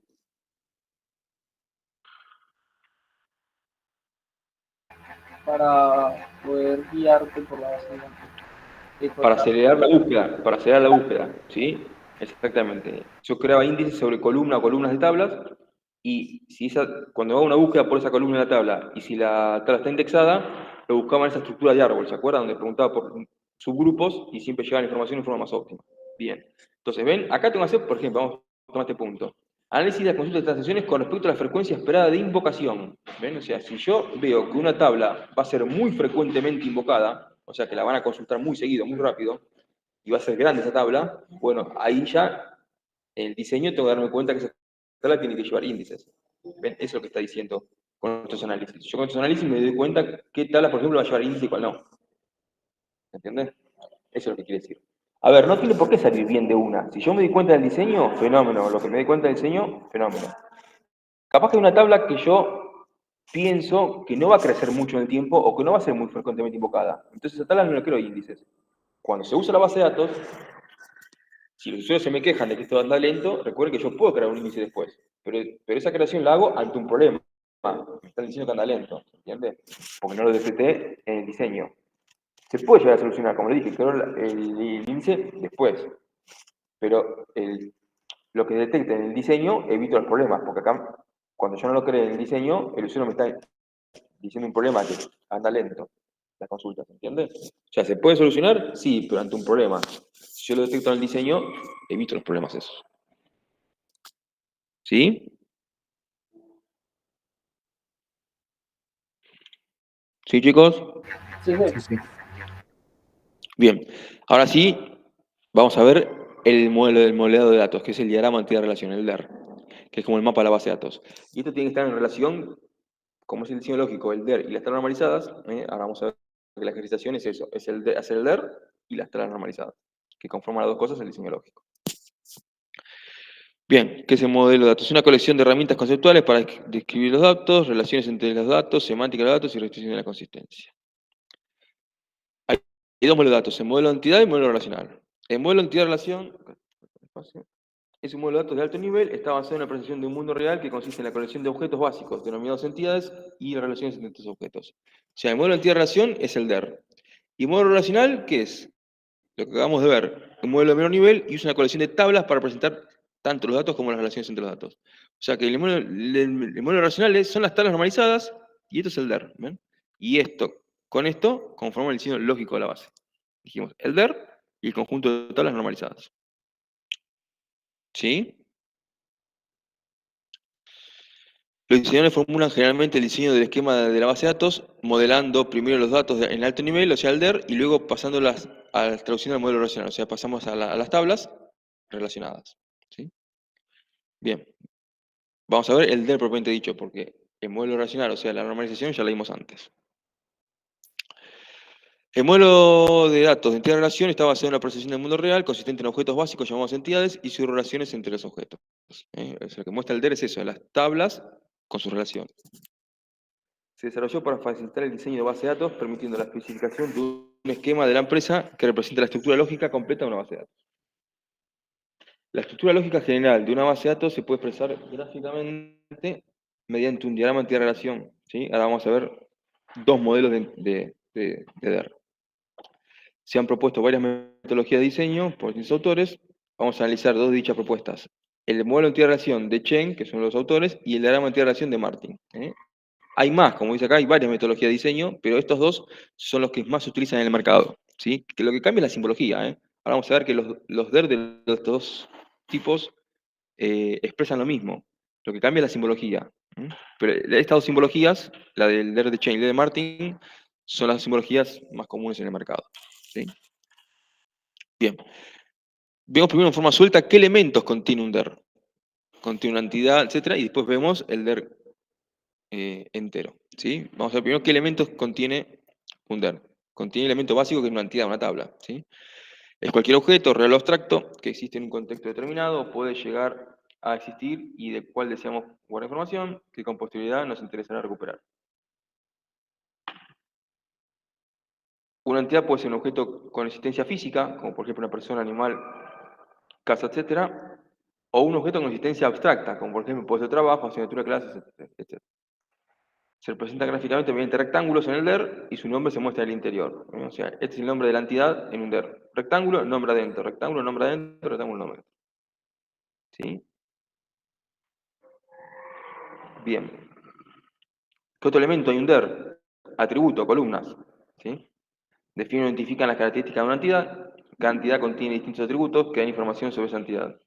Estos atributos o columnas pueden ser los de distintos tipos, numéricos de varchar o de fecha, y también pueden asumir distintos valores. ¿Cómo se representan en el DER los atributos? Con una elipse y el nombre de DNI. Esto es elemento suelto. Ahora vemos en el DER de dónde sale el atributo. ¿Pero de dónde sale el atributo, chicos? De acá, de la entidad sale el atributo. O sea, sale una línea, el circulito, DNI. Otra línea, circulito, otro atributo. Otra línea, ¿sí? O sea, esto sale de acá, de las entidades. ¿Sí? Ah, vemos un DER igual armado completito, no se preocupen. Estos atributos conceptualmente se clasifican tienen distinta clasificación. Podemos tener atributos simples, ejemplo nombre de cliente. Podemos tener atributos de tipo compuestos, ejemplo dirección. ¿Por qué dirección es atributo de tipo compuesto? Porque tengo calle y número. Atributos de tipo clave, es decir, únicos. Ejemplo, el atributo clave puede ser el atributo DNI, porque tiene que ser único el atributo DNI. No se puede repetir. Puede tener atributos univaluados o multivaluados, que permiten grupo repetitivo. Por ejemplo, el atributo teléfono. Una persona puede tener uno o más de un teléfono. Entonces, este atributo es de tipo multivaluado. Puede tener atributos de tipo base o derivados. Ejemplo, el atributo cantidad total. ¿Por qué es derivado? Pues se deriva de un cálculo. No le ingresa al usuario por teclado, sino que se deriva de un cálculo. Por ejemplo, precio por cantidad, y el resultado se manda a esta columna. Es un atributo más, pero es calculado. Base o derivado. Derivado de un cálculo. ¿Sí? Bien, entonces tengo las entidades, los atributos, y ahora vamos a tener las relaciones.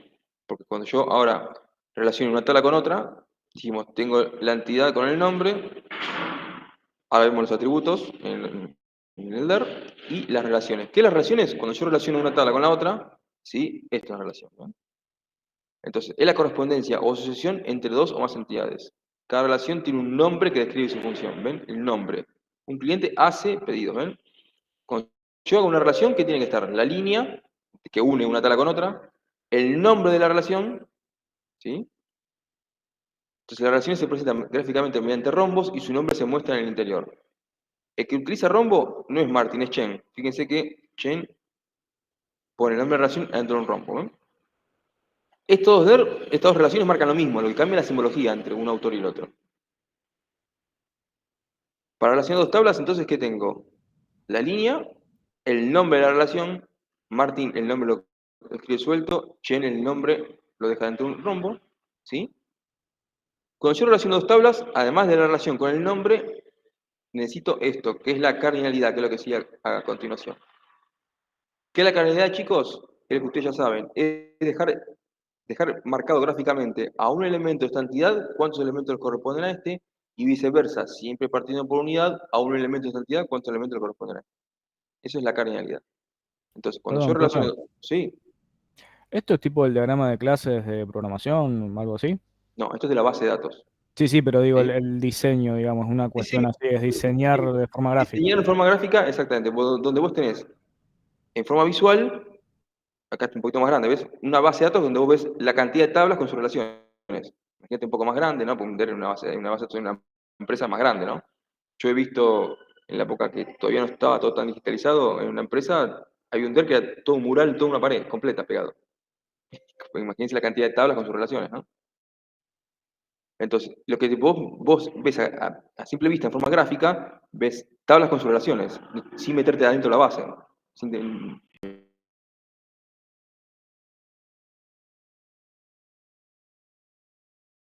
De documentar también tengo entendido, ¿no? Bien, exactamente, obvio. El LED tiene que estar siempre actualizado, exactamente.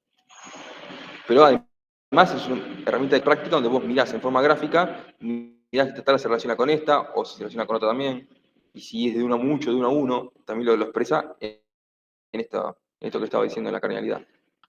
Entonces, cuando yo relaciono dos tablas, la relación se marca con la línea, con el nombre de la relación, Martín lo hace el nombre directo y Chen con el rombo, y que se marca también, además del nombre de la relación, cuando relaciono dos tablas, la cardinalidad. Dijimos que la cardinalidad es dejar marcado a un elemento de esta entidad, cuántos elementos corresponden a esta, y viceversa, a un elemento de esa entidad cuando ese elemento corresponde a este. Entonces, hacemos el ejemplo. Fíjense, van a darse cuenta ahora que la cardinalidad se marca siempre en la llegada, nunca se marca en la partida. ¿Por qué? Porque siempre se parte por unidad. Entonces siempre se marca en la llegada, fíjense, y siempre se parte por unidad, ¿eh? Un cliente hace uno o muchos pedidos, ven que es la llegada. Un cliente hace uno o muchos pedidos en la llegada, por eso el palito y la manito, eso se denomina manito gallo. Es uno o muchos, por eso es palito y la manito. Un cliente hace uno o muchos pedidos, marco la cardinalidad en la llegada, ¿ven? Y al revés, también marco en la llegada. Un pedido puntual es hecho por un cliente, marco en la llegada. Doble línea quiere decir uno. ¿Por qué doble línea? Porque es una relación de uno a uno. Por eso doble línea. Entonces, la cardinalidad entonces se marca siempre en la llegada y siempre es bidireccional, de ambos sentidos. Un cliente hace uno o muchos pedidos, marco en la llegada. Un pedido es hecho por un cliente, marco en la llegada. ¿Se entiende, chicos, cómo se marca la cardinalidad? Sí. Sí, sí. El DER de Chen, conceptualmente es lo mismo, pues no cambia el concepto de un DER, siempre es lo mismo, lo que cambia es la simbología. Un cliente hace uno o muchos productos, ven que se marca en la llegada, pero cambia la simbología. Él usa 1.sm y que un pedido es hecho por un cliente en la llegada, ves 1.1, que es el equivalente a la doble línea. Ven que cambia la simbología, pero esta relación de Martin expresa la misma relación de este DER de Chen. ¿Se entiende? Cambia la simbología de esto con esto y su cardinalidad. ¿Se entiende? Ahora cuando vemos el DER completo de Martin y de Chen, hay dos diferencias más, son cuatro diferencias de simbología que tiene. Pero esto es como se marca una relación, ¿sí? Se marca el nombre de la relación y la cardinalidad de ambos sentidos. ¿Sí? Ahora vemos qué es esto de las relaciones recursivas, ¿eh? Leemos la cardinalidad porque ya me adelanté y lo expliqué, porque figura en la relación. La cardinalidad se refiere a dejar indicado para cada instancia de una entidad cuántos elementos le puede corresponder a la otra. Y el ejemplo ilustrado en la imagen anterior, ¿eh? Para no poner de vuelta otro ejemplo de cardinalidad, es esto. ¿Se entiende? Entonces, cuando yo hago la relación, se marca la relación con su cardinalidad. Pero es otro elemento del DER, la cardinalidad. Hay que marcar la cardinalidad. ¿Sí? Y lo más común que se relacione de esta forma, una tabla con otra o una tabla con otra. Hay casos donde hay relaciones recursivas. ¿Qué viene a ser las recursivas? Es una relación a sí mismo. O sea, cuando lo más común, como les dije, chicos, lo más común es que una tabla se relacione con otra. Pero hay casos donde una relación se relaciona a sí mismo. Ejemplo, tengo una entidad de empleados y la relación trabaja para. Un empleado trabaja para otro empleado, pero es un empleado jefe.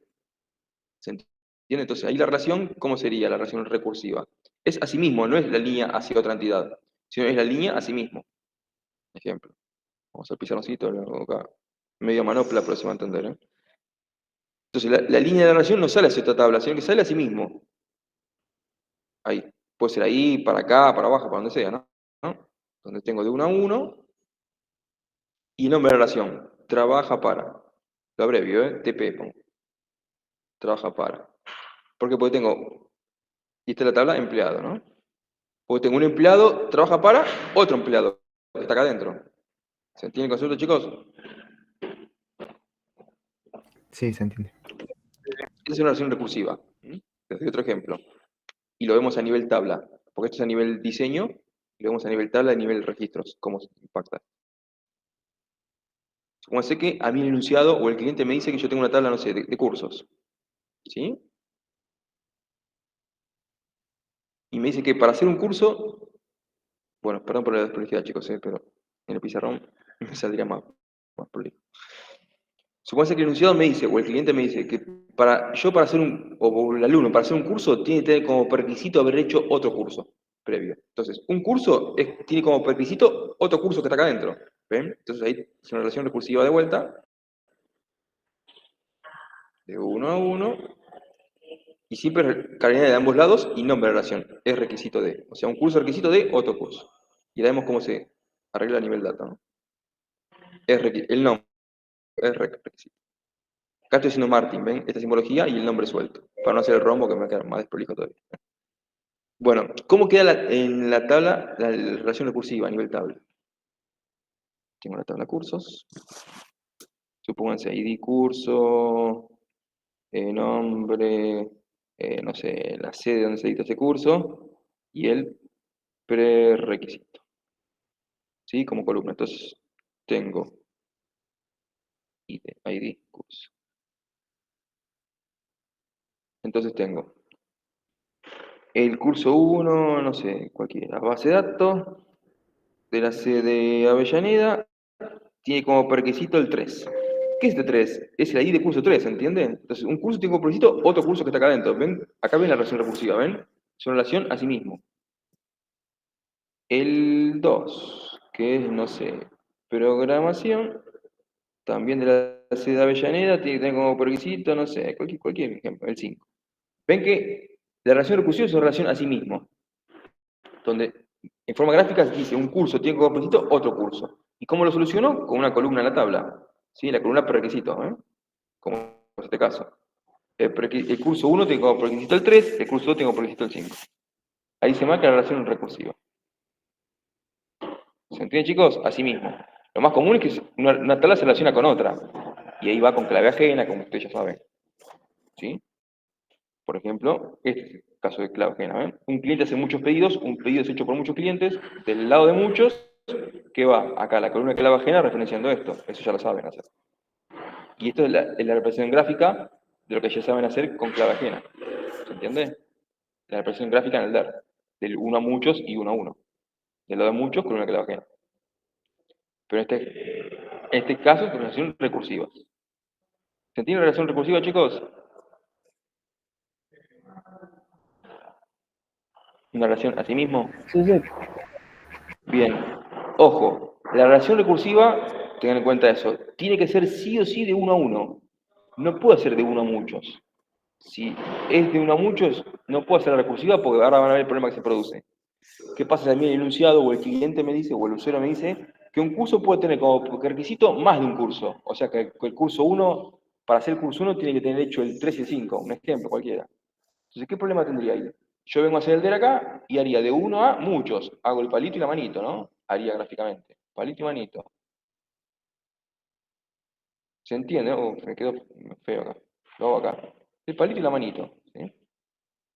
De 1 a muchos. O sea, un curso tiene como proyecto muchos cursos. ¿Qué problema tengo si la recursiva lo hago de 1 a muchos? Vengo con esta columna y digo, el 1 va a ser 3. Ahora, el curso 2, programación, tiene como prerequisito el 5 y el 4, pongan. Entonces, tengo que repetir de vuelta. El 2, que es programación de la sede de Avellaneda, tengo como prerequisito el 4. ¿Qué problema tengo acá, chicos, si la recursiva la hago de 1 a muchos? De eso es la primera regla de normalización. Exactamente, esa tabla no está en primera forma normal, ¿ven? Porque estoy teniendo grupo repetitivo de información, exactamente. Entonces, ¿ven? La relación recursiva solamente tiene que ser de 1 a 1, donde al ser de 1 a 1, yo lo soluciono con una columna, como antes. Lo soluciono con una columna. Tal curso da prerequisito, tal curso da prerequisito. ¿Sí? Ahora, si un curso tiene como prerequisito más de un curso, no puede ser recursiva de 1 a muchos. ¿Por qué? Porque esta tabla cursos, y lo están viendo que esta tabla cursos, no va a quedar en primera forma normal. Entonces, ¿qué tengo que hacer? Cuando es de 1 a muchos, de 1 a 1, tengo que hacer la relación como acá, cursos y prerequisitos. Un curso más de un prerequisito, ahora un prerequisito puntual en un solo curso. ¿Se entiende? Todo depende del enunciado, o del cliente. El cliente le va a decir, o en el caso de ustedes para la acreditación, el enunciado le va a decir, por ejemplo, si un curso tiene muchos prerequisitos o un solo prerequisito. Si habla en singular o en plural, a ustedes le da pauta de la cardinalidad, que es la cantidad de elementos que le corresponden a la tabla. ¿Se entiende? Entonces, la relación recursiva de 1 a 1, chicos, ¿eh? Nunca de 1 a muchos. Porque queda la tabla desnormalizada. Bien, entonces ahí dijimos que la relación recursiva, y lo explicamos con este ejemplo y con otro más de curso. La calidad ya lo vimos. Y ahora, o sea, vimos por suelto los elementos de un DER y ahora vemos el DER con todas las variantes. Obviamente el DER va a ser más grande, ¿no? Pero acá este DER es chico, pero contiene todas las variantes que puede haber en un DER. El DER de Martin y ahora vemos el DER de Chain, que es exactamente el mismo. Cambia 4 cosas. Ahora vemos qué cosas cambian.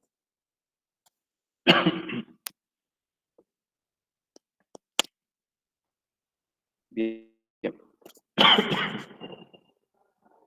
Esto ya lo hemos visto, ¿no? Un cliente hace muchos pedidos y un pedido es hecho por un solo cliente. ¿Qué variante tengo acá, chicos? Entidades débiles. ¿Qué son las entidades débiles? Son entidades que por sí solas no existen, sino que dependen de una entidad fuerte. Por ejemplo, tenemos de tabla de clientes, clientes de empresas y clientes particulares. ¿Ven? Son atributos, son tablas que si bien van a estar en la base, pero depende de una entidad fuerte. Por lo cual hay muchos atributos o columnas que comparte con la entidad fuerte. Entonces, las entidades débiles no existen si no existe la entidad fuerte. ¿Cómo se marca en el DER? Doble rectángulo, para diferenciar de forma visual una entidad fuerte o entidad común de entidades débiles. Es doble rectángulo, visualmente. Después, ¿qué otra diferencia hay? ¿Qué otra variante hay acá? Esta entidad, ¿ves que tiene el rombo adentro? ¿Esta entidad qué es? Es una entidad asociativa o una entidad interrelacional. ¿Interrelacional por qué? Porque yo acá quiero relacionar en forma directa, pero me encuentro con que muchos. Vamos a hacer el ejemplo.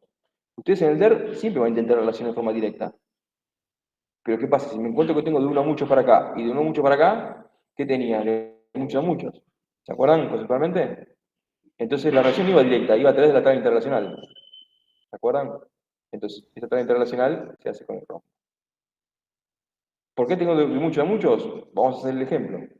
En un pedido se hacen muchos productos. En un pedido se piden muchos productos. Tengo una relación de 1 a muchos para acá. Al revés, un producto es pedido en muchos pedidos. Entonces ven que tengo de 1 a mucho para acá y de 1 a mucho para acá. Cuando tengo de muchos a muchos, entonces dijimos que la relación no iba nunca directa, iba con la tabla internacional, ¿se acuerdan? Entonces nunca tengo que tener esto. Nunca tengo que tener esto en el DER. Porque ya el concepto ya lo saben. Una relación de mucho a mucho, o sea, manito para acá y con, ¿no? Etcétera. Pero ven, muchos a muchos, esto no, pues ya lo saben por concepto.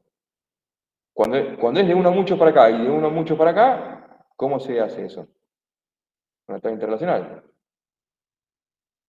O sea, en vez de relacionar de forma directa muchos a muchos, creo la entidad asociativa y relaciono esta con esta y esta con esta. ¿Se acuerdan como proveedores productos y la de proveedor productos? ¿Se acuerdan?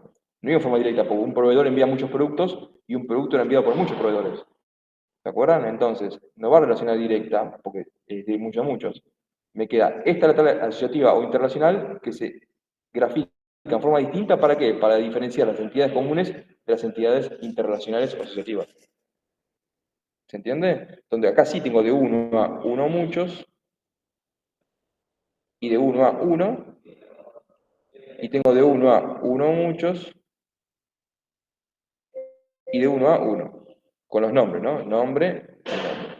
¿Ven? Casi siempre, ahora vemos un caso donde no es así, pero casi siempre la tabla internacional se come el muchos de los dos lados, de las dos manitos. ¿Por qué? Porque es la que interactúa y evita que esto sea directa de muchos a muchos. Por eso la internacional es de muchos a muchos, casi siempre. Ahora vemos un ejemplo donde no es así, porque les muestro una variante. Que no es así. ¿Se entiende esta entidad que es, chicos, entonces? Y se grafica en forma diferente para saber que estas son entidades comunes y estas son entidades asociativas. ¿Se acuerdan, chicos, de esto? Sí, sí. Sí, sí. Esta tabla que tenía la clave primaria compuesta por el ID de este y el ID de este. Y además de clave primaria compuesta, la columna 1 era clave ajena haciendo referencia a esta, y ahí se genera esta relación. Y la segunda columna es clave ajena haciendo referencia a esta tabla, y ahí se genera gráficamente esta relación. ¿Ven? Acá están representando en forma gráfica lo que ya saben en el DER. Están modelando la base, pero con el concepto que ya saben. Que se ven, no va directo, va a asociativo. Profe, Vemos acá. Sí. una pregunta, y o sea, en la tabla que intersecciona, es como puente entre las dos tablas, hay un símbolo raro, es un círculo en conexión derecha. No te escucho nada. No te escucho nada. Que en la tabla que intersecciona las dos de pedidos y productos, en la tabla de calle, ahí en la derecha hay un símbolo raro. Ahora lo vemos. Ahora vamos a ver esta cardinalidad de acá para acá y ya vemos esta cardinalidad de acá para acá. Ahora lo explicamos. Ok. Ahora. Bien, entonces, por eso es que esta no está en forma directa y está en asociativa, porque si lo hago directo, me queda de 1 a muchos y 1 a muchos y no puedo quedar manito y manito de los lados. Entonces, hago con la asociativa. Vamos a hacer la cardinalidad de acá para acá y de acá para acá y hacemos la cardinalidad de acá para acá y de acá para acá. Esto es una variante de cardinalidad, chicos. Lo más común es que sea de 1 a muchos y de 1 a 1. Si yo iba a hacer de 1 a 1, ¿qué sería? Doble línea acá, de 1 a 1 para acá y de 1 para acá, es doble línea, o de 1 a muchos. Pero esta es una cardinalidad que ¿cómo se lee? Ninguno o uno. O sea, un elemento de esta entidad corresponde a ninguno o un elemento de esta entidad. Ahora lo vemos en detalle. Empezamos por acá. De acá para acá y de acá para acá. un pedido, y este es el de la tabla de detalle del pedido. Vamos a hacer el ejemplo que tengo, no sé, un comercio cualquiera, no sé, una librería. ¿Sí? Voy a hacer el pedido. Voy a hacer el pedido de hoy.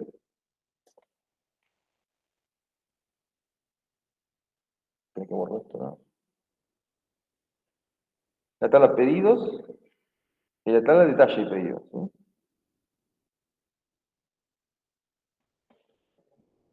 La tabla de detalle de pedido es un pedido de hoy. El pedido de hoy, ¿qué es hoy? 29 del 5. Voy a pedir stock porque hay productos que no tengo. Entonces, ¿cómo se lee esto? Una instancia de cantidad, o sea, un pedido, en un pedido hay uno o más renglones de detalle de pedido, por eso es uno o muchos. En un pedido hay uno o más de un renglón de detalle de pedido. O sea que para este pedido tengo uno o más renglones de detalle. Pido, no sé, goma, 30 unidades. Virome, Vic, azul, 40 unidades. Entonces, para un registro de detalle pedido, ¿qué tengo? Uno o más renglones de detalle pedido. ¿Se entiende esta relación? De uno a uno muchos. Para un pedido tengo uno o muchos renglones de detalle pedido.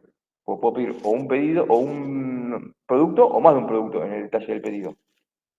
¿Se entiende por qué de uno a muchos? Sí, sí. Bien. Ahora al revés, partiendo por unidad. Un registro acá, no sé, el renglón de detalle 2 pertenece a un solo pedido. O sea, el renglón de detalle 2, pertenece a un pedido, el de hoy. Este renglón o este renglón, o sea, una instancia del detalle del pedido, o sea, este o este, pertenece a qué? A un solo pedido, al de hoy. ¿Ven? ¿Ven? Porque es de 1 a 1 que llega. Porque un renglón de detalle pedido puntual pertenece a un pedido. Ahora, un pedido contiene uno o muchos renglones de detalle de pedido. ¿Se entiende esta relación entonces de 1 a mucho para acá y de 1 a 1 para acá? Sí. Bien. Vamos a ver esto, con esta variante, que es una variante de cardinalidad. Es una variante poco común, pero se las muestro para que vean la variante. Dijimos la variante más común de cardinalidad es de 1 a muchos de 1 a 1, o de 1 a 1 doble, o sea, de 1 a 1 para acá, 1 a 1 para acá, sería doble línea. Pero esto quiere decir ninguno o uno. Y acá no está en el ejemplo, pues puede ser ninguno, uno, muchos. ¿Y cómo sería? El circulito, el palito y la manito. Pero eso si fuera el caso, que lo permita el caso, ¿no? En este caso no permite ninguno, uno, muchos, permite ninguno, uno nomás. Pero sepan que puede haber ninguno, uno o muchos. O sea que acá puedo anteponer el circulito. Y el circulito, palito y manito. Eso quiere decir que un cliente puede o no hacer pedidos o hacer uno o muchos pedidos. Ejemplo, si tuviera el circulito, ¿entiendes? Bien, vamos a esta cardinalidad entonces, con esta cardinalidad particular, que es ninguno, uno. Una instancia de acá, o sea, un producto puede estar en ninguno o en un detalle pedido. De vuelta, llegamos al pizarrón. Una instancia de acá, ¿sí? Un producto puntual puede no estar en el pedido o estar una sola vez en el detalle de pedido. ¿Por qué puede no estarlo? Porque yo tengo stock y para el pedido de hoy no pido, no sé, transportador. Porque tengo, entonces no pido. ¿Se entiende? Por el lado del ninguno. Un producto puede no estar en el detalle de pedido porque tengo stock. Y si está, va a estar una sola vez. No va a estar muchas veces. Va a estar una sola vez, ¿por qué? Pues yo voy a decir transportador 20 unidades. Va a estar una sola vez. No voy a decir transportador 20 registros diciendo 1, 1, 1. Digo transportador por 20 unidades. Pero el producto se pide una sola vez en el detalle del pedido. Por tantas unidades o tantas cajas. ¿Se entiende? Entonces, ¿cómo me queda? Un producto puntual puede no estar en el detalle del pedido, porque tengo stock, no lo pido ese producto. O puede estar una sola vez pedido, por tantas unidades, pero está una sola vez. No puede estar muchas veces pedido. Yo no voy a pedir en el pedido de hoy transportador. ¿Se entiende, chicos? O sea, que un producto o no se pide, porque tengo stock, o se pide una sola vez. ¿Ven que es ninguno o uno la cardinalidad? No es muchos. ¿Se entiende por qué ninguno o uno? Sí, sí. Muy bien.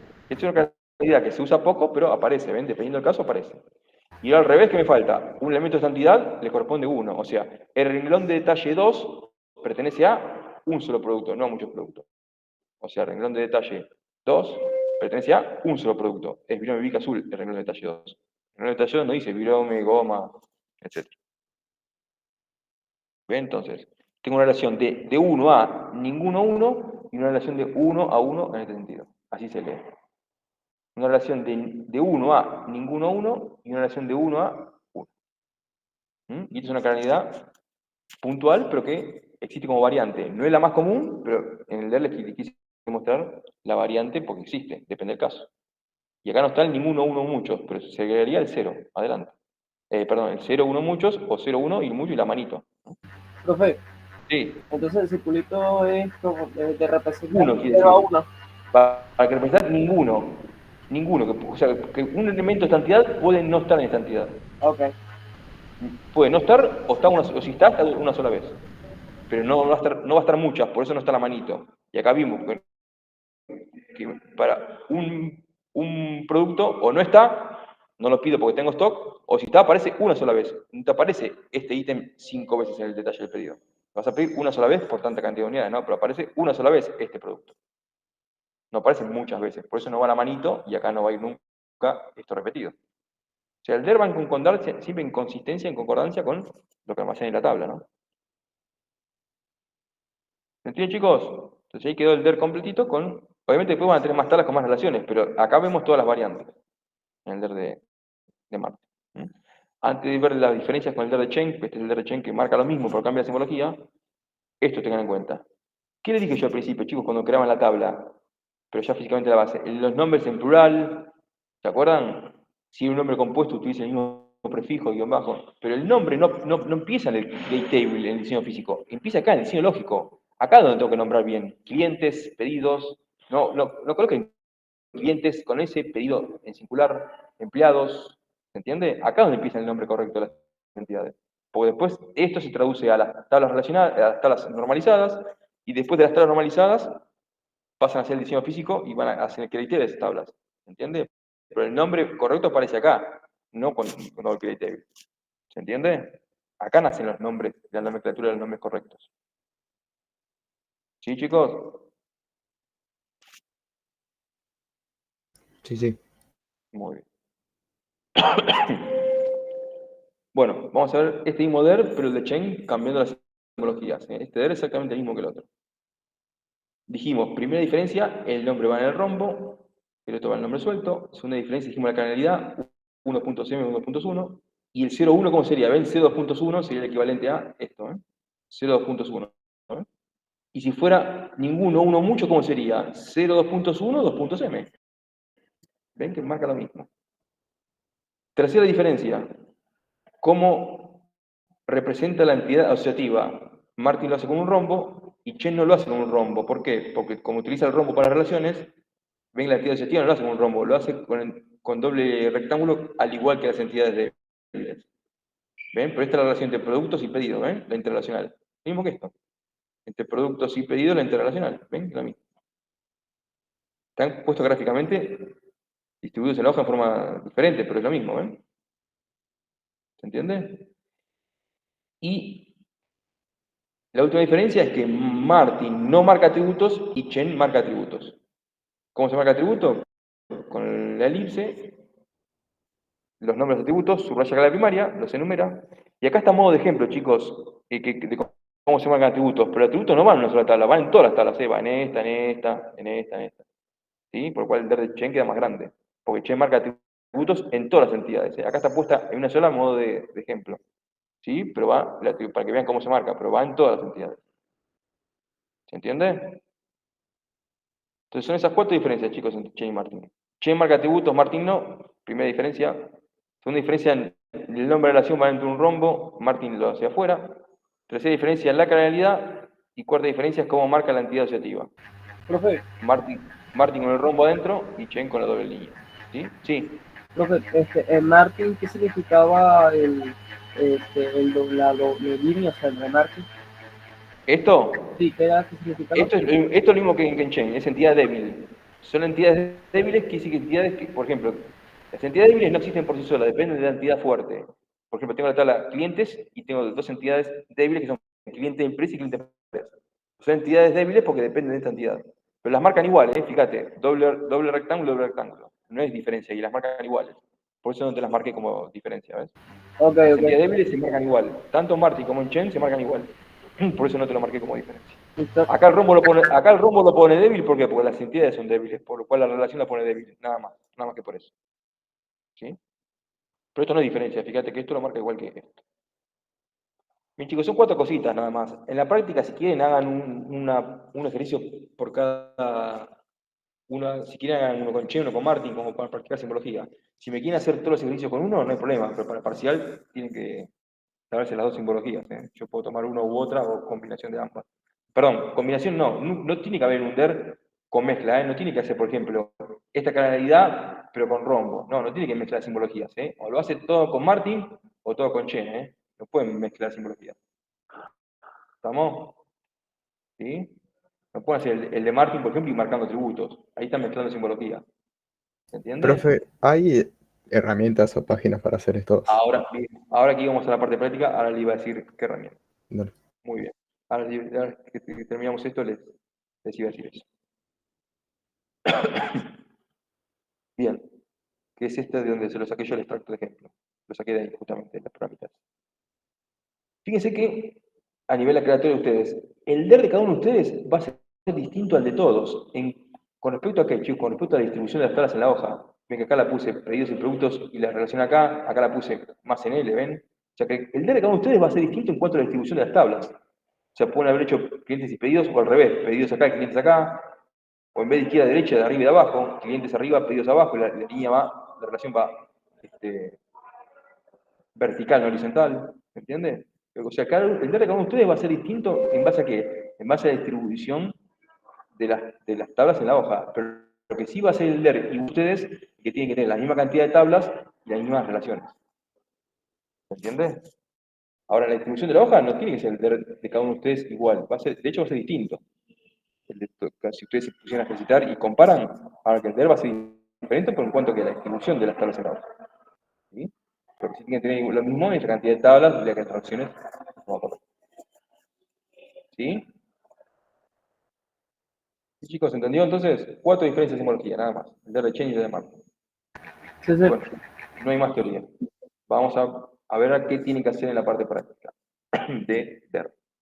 De vuelta, como le dije, o lo hacen todo con Chain o todo con Martin, o hacen el ejercicio 1 con Chain, el 2 con Martin, si quieren para practicar simbología, pero o lo hacen todo con Chain o todo con Martin, no mezclen simbología, pues está. Bien. ¿Qué tienen que hacer? Son 5 ejercicios. ¿Qué tienen que hacer en cada uno de los 5? Lo mismo, tienen que hacer el diseño lógico. O sea, ¿qué tienen que hacer? El DER y el conjunto de tablas normalizadas. ¿Sí? A nivel estructura, sí.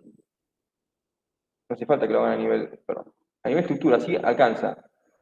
¿Sí? No a nivel dato. Con hacerlo así, el conjunto de tablas, con nombres, no con esto, con los nombres, alcanza. Entonces, para el diseño lógico, para finalizar, chicos, el DER tiene que estar balanceado ¿con qué? Con las tablas normalizadas. Si a mí el DER me queda de, no sé, 5 tablas, el DER me queda 5 tablas, vengo a hacer la normalización. Pongo clientes, paréntesis, una columna, la otra, pedidos, paréntesis, columna, la otra. Acá empiezo a normalizar. Que este dependa de este, que este dependa de este, ¿sí? Hago las preguntas. Si producto de la normalización a mí se me desglosa 1 o 2 tablas más, o sea que en vez de 5 tengo 7, tengo que venir al DER y actualizarlo, tengo que agregar esas 2 tablas más que agregué, tienen que figurar en el DER. ¿Entiendes? El DER tiene que estar balanceado con las tablas normalizadas, porque las dos cosas conforman el diseño lógico de la base. Yo no puedo tener 7 tablas normalizadas, que estas 7 tablas normalizadas son las que después físicamente, el diseño físico voy a hacer los create table, y no puedo crear 7 tablas y el DER me queda de 5, ya lo tengo actualizado, ¿se entiende? O sea, el DER tiene que estar balanceado con las tablas normalizadas. Si las tablas normalizadas tengo 7, tengo que tener 7 tablas en el DER. Si tengo 15 acá, 15 tablas normalizadas. ¿Se entiende, chicos? Eso es importantísimo. El DER y las tablas normalizadas tienen que estar balanceados, misma cantidad. Y el DER y las tablas normalizadas conforman el diseño lógico. Eso es lo que van a tener que ejercitar. ¿Se entiende, chicos? Eso quería decirles, Tengan en cuenta que tiene que estar balanceado el DER y las tablas normalizadas. Entonces, para la ejercitación, el DER y las tablas normalizadas, y balanceado. La diferencia es que los primeros 3 son con ayudín, y el 4 y 5 es lo más parecido a la realidad, que es ante el enunciado, ¿sí? Que sería el relevamiento con el cliente, tiene que hacer el DER y las tablas normalizadas. ¿Sí? El 4 y el 5 lo mismo, el 4 y el 5 lo mismo. Ante el enunciado, el DER y las tablas normalizadas. ¿Sí? En los 5 tiene que hacer lo mismo. ¿Pero qué pasa con el 1, 2 y 3? Le doy un ayudín, porque le doy fechas y pues tiene que continuar. ¿Qué El 1 es el más fácil de todos. Yo te doy 2 tablas nada más, proyectos y empleados, con una relación asignado a, y le doy 3 cardinales posibles. Y las 3 pueden ser posibles. Puede ser posible de 1 a 1, de 1 a muchos o de muchos a muchos. N es N instancias, o M de muchos, es lo mismo. Las 3 pueden ser posibles. Por ejemplo, puede ser posible esta, o sea, que en un proyecto haya un solo empleado y que un empleado trabaje en un solo proyecto.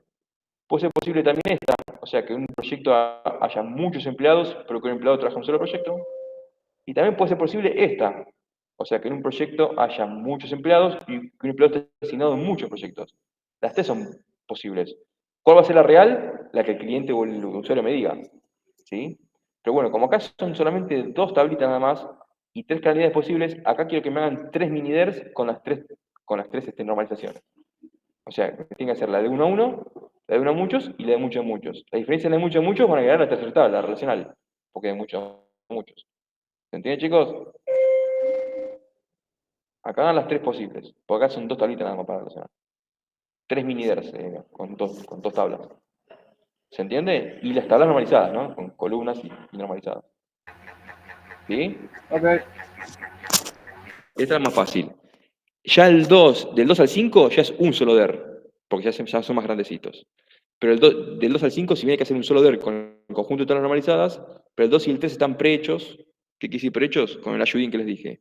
Partimos de ciertas tablas, de estas entidades, le doy estos nombres de relaciones, y estos supuestos datos ustedes le dan la pauta de la canalidad que van a tener. ¿Qué quiere decir la canalidad? Ven, una persona está empadronada en una sola municipalidad, una vivienda puede ser propiedad de más de una persona, una vivienda pertenece a una sola municipalidad, esto usted le da la pauta de la canalidad. O sea que parten de 3 tablas, pero si tienen en base a esto, de muchos a muchos, van a crear las tablas relacionales, por lo cual parten de 3, pero el DL va a quedar más grande. Y a su vez las tablas. O sea, primero se hace el diagrama y después se hace lo de la primera parte, que es hacer las tablas, ¿no? Sí, sí, pero ojo, siempre balanceado. Cuando vos haces las tablas y normalizás, si te quedó bien, fenómeno. Ahora, si no te quedó una tabla normalizada y tenés que desglosar y crear una nueva, esa tabla nueva tenés que volver al DER y agregarla, ¿se entiende? Tiene que estar en el DER. O sea, el diseño lógico tiene que estar balanceado. 20 tablas en el DER, 20 tablas normalizadas, que a futuro voy a hacer el diseño físico creando la base. Que eso hoy por hoy no lo van a hacer, porque ya lo hicieron en la primera parte. Crear tablas, el create table, ya lo practicaron eso, ¿se entiende? Ahora están haciendo el diseño lógico nada más. DER y tablas normalizadas. ¿Sí? El 3 es lo mismo. Parten de ciertos datos, de ciertas tablas prehechas, pacientes con sus atributos, salas, funciones, empleados, doctores, especialidades y turnos. Y estos supuestos datos que usted le va a dar la pauta de la canalidad. Entonces parten de 1, 2, 3, 5, 6, 7 tablas, pero cuando encuentre relaciones de muchos a muchos, el DER no le va a quedar de 7, le va a quedar de, no sé, 12, 13, no sé, las que sean. ¿Se entiende? Es un solo DER con las tablas normalizadas, pero con el ayudín. Ahora, el 4 y el 5 no hay ayudín, es un enunciado, porque nadie les va a decir, o sea, que esto es más parecido a la realidad, como les dije, porque nadie les va a decir, diseñar una base de datos y le da algo prehecho, no, le va a dar un enunciado. ¿Ven? La empresa organiza cursos internos, o sea, que ante un enunciado, que es el reglamento que tienen con los clientes, ustedes ¿qué tienen que hacer? El diseño lógico, el de ir a estar normalizadas. Quédense tranquilos que el enunciado a ustedes lo lleva. O sea, si hablan en singular, va a ser de 1 a 1. Si hablan en plural, es de 1 a muchos, ¿se entiende? El enunciado los va a ir guiando en base a la canalidad, no se preocupen. Pero el 4 y 5, igual, hay que hacer el DER y tablas normalizadas, pero ante un enunciado, no ante nada prehecho. Nadie le va a dar, un usuario no entiende tablas, no le va a dar ciertas tablas y le va a decir completamente las demás, ¿no? ¿Se entiende, chicos? Sí, una consulta. Sí. Ya me imagino que solo basta con colocar la estructura del nombre ahí, el orden del nombre de la No columna. te entendí, pero no te escucho bien, ¿eh? Ya. Me imagino que solo basta con colocar las columnas y en su orden, no hacer un código que de create ni insertar los datos. No, ni el create, no, esto es diseño lógico, DER y tablas normalizadas. El DER, ya sea Chino Martin, y las tablas normalizadas, como les dije, así. Así como Así, a nivel estructura.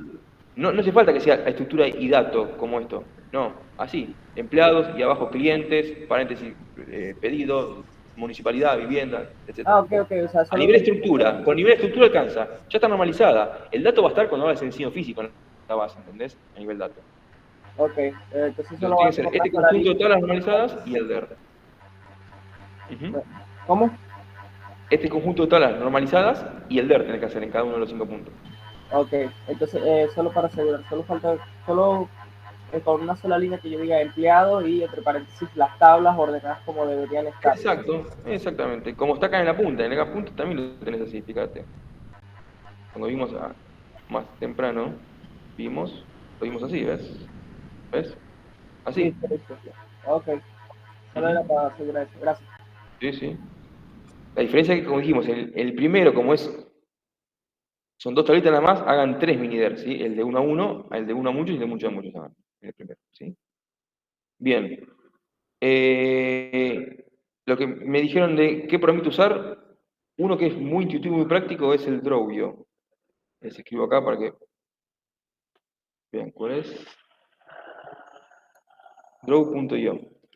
Es muy práctico, se instala recontra fácil, siguiente, y es muy intuitivo. ¿Por qué? Del lado izquierdo tienen la simbología, el rectángulo, la elipse, las líneas, y en el medio la grilla cuadriculada. Entonces arrastran el rectángulo, arrastran otro rectángulo, arrastran la línea de relación, ¿se entiende? Al rectángulo le colocan el nombre, que es el nombre de la tabla adentro. Es muy intuitivo, chicos, no hace falta ni hacer un curso, eso no es nada. Es re intuitivo. ¿Sí? A ver, a mí lo que me interesa también es que hagan bien el DER. Si esto estuviéramos presencial, lo estarían haciendo en la hoja de cuaderno, si estuvimos ahora en la facu. Así que si ustedes me quieren hacer el DER en la hoja de cuaderno y para la entrega sacan la foto, para mí lo mismo, yo me interesa que sepan el DER, ¿sí? Esto lo hace más prolijo, esta herramienta, ¿sí? Lo hace más prolijo. Pero bueno, acá tienen, me preguntaron, acá tiene una herramienta para hacerlo, que es muy intuitivo, el Drawview. ¿Sí? Están del lado izquierdo todas las simbologías y van arrastrando al medio. En el medio está la hoja de grilla para hacerlo. Arrastran una entidad, arrastran la otra, arrastran, ¿se entiende? La línea, arrastran el rombo al medio. Lo van armando con todos los elementos del DER sueltos que tiene del lado izquierdo. ¿Sí? ¿Se entiende, chicos? Lo que Sí, tienen sí. que hacer. Tienen que ejercitar lo de normalización y lo de DER, que lo de DER es DER y normalización, ¿no? A ver, a partir de ahora, entonces, ahora tomo lista y esta segunda parte va a ser práctica, ¿sí? Yo hasta las 12 me quedo conectado en el Classroom. Cualquier duda de la práctica me preguntan y les contesto. La clase que viene, ¿por qué di 2 temas hoy en vez de uno solo? Di 2 temas para que tengan 2 temas para ejercitar, porque la clase que viene hacemos el recuperatorio. Entonces, lo que aprobaron con 6 para arriba, no se tienen que conectar, pero siguen ejercitando. Y cualquier duda me preguntan, porque tienen dos temas para ejercitar, porque hoy en esta mitad de clase no van a terminar ni a palos. Por lo cual, la clase que viene, los que tienen 6 para arriba, siguen ejercitando. Y cualquier duda me preguntan, por claro, ¿sí? Porque tienen 2 temas para ejercitar. Los que desaprobaron, los que no se presentaron, los que tienen 4 y 5, preséntense la semana que viene al recuperatorio, de vuelta. 5 minutos antes, 8:25, tengan el Moodle, la clave de Moodle, activa, el link de Moodle, y fíjense que esté la materia base de datos. No tuvieron problema, ¿no? Con la materia que no les figuraba, ya les figura todo, ¿no? Porque en el parcial la mayoría lo hicieron y estaban todos, ¿no? En la materia no tuvieron más ese problema. Pero bueno, esta semana los que tienen que recuperar, fíjense que entren al Moodle, ¿sí? Que entren con la clave y que tengan la materia base de datos. Si no, reclamen alumnos. ¿Sí, chicos? Profe, entonces estos ejercicios te los tenemos que entregar para... Háganlo, pero todavía no lo entreguen porque faltan más temas Dale. con ejercitación, ¿sí? Si se fijan acá, yo ya creé, no la creé, ahora la voy a crear, que va a decir entrega de ejercitación segunda parte, y qué fecha límite va a tener la de la segunda parte, esta que dice acá. El día que entregamos y corregimos todo, o sea, la tarea va a tener fecha límite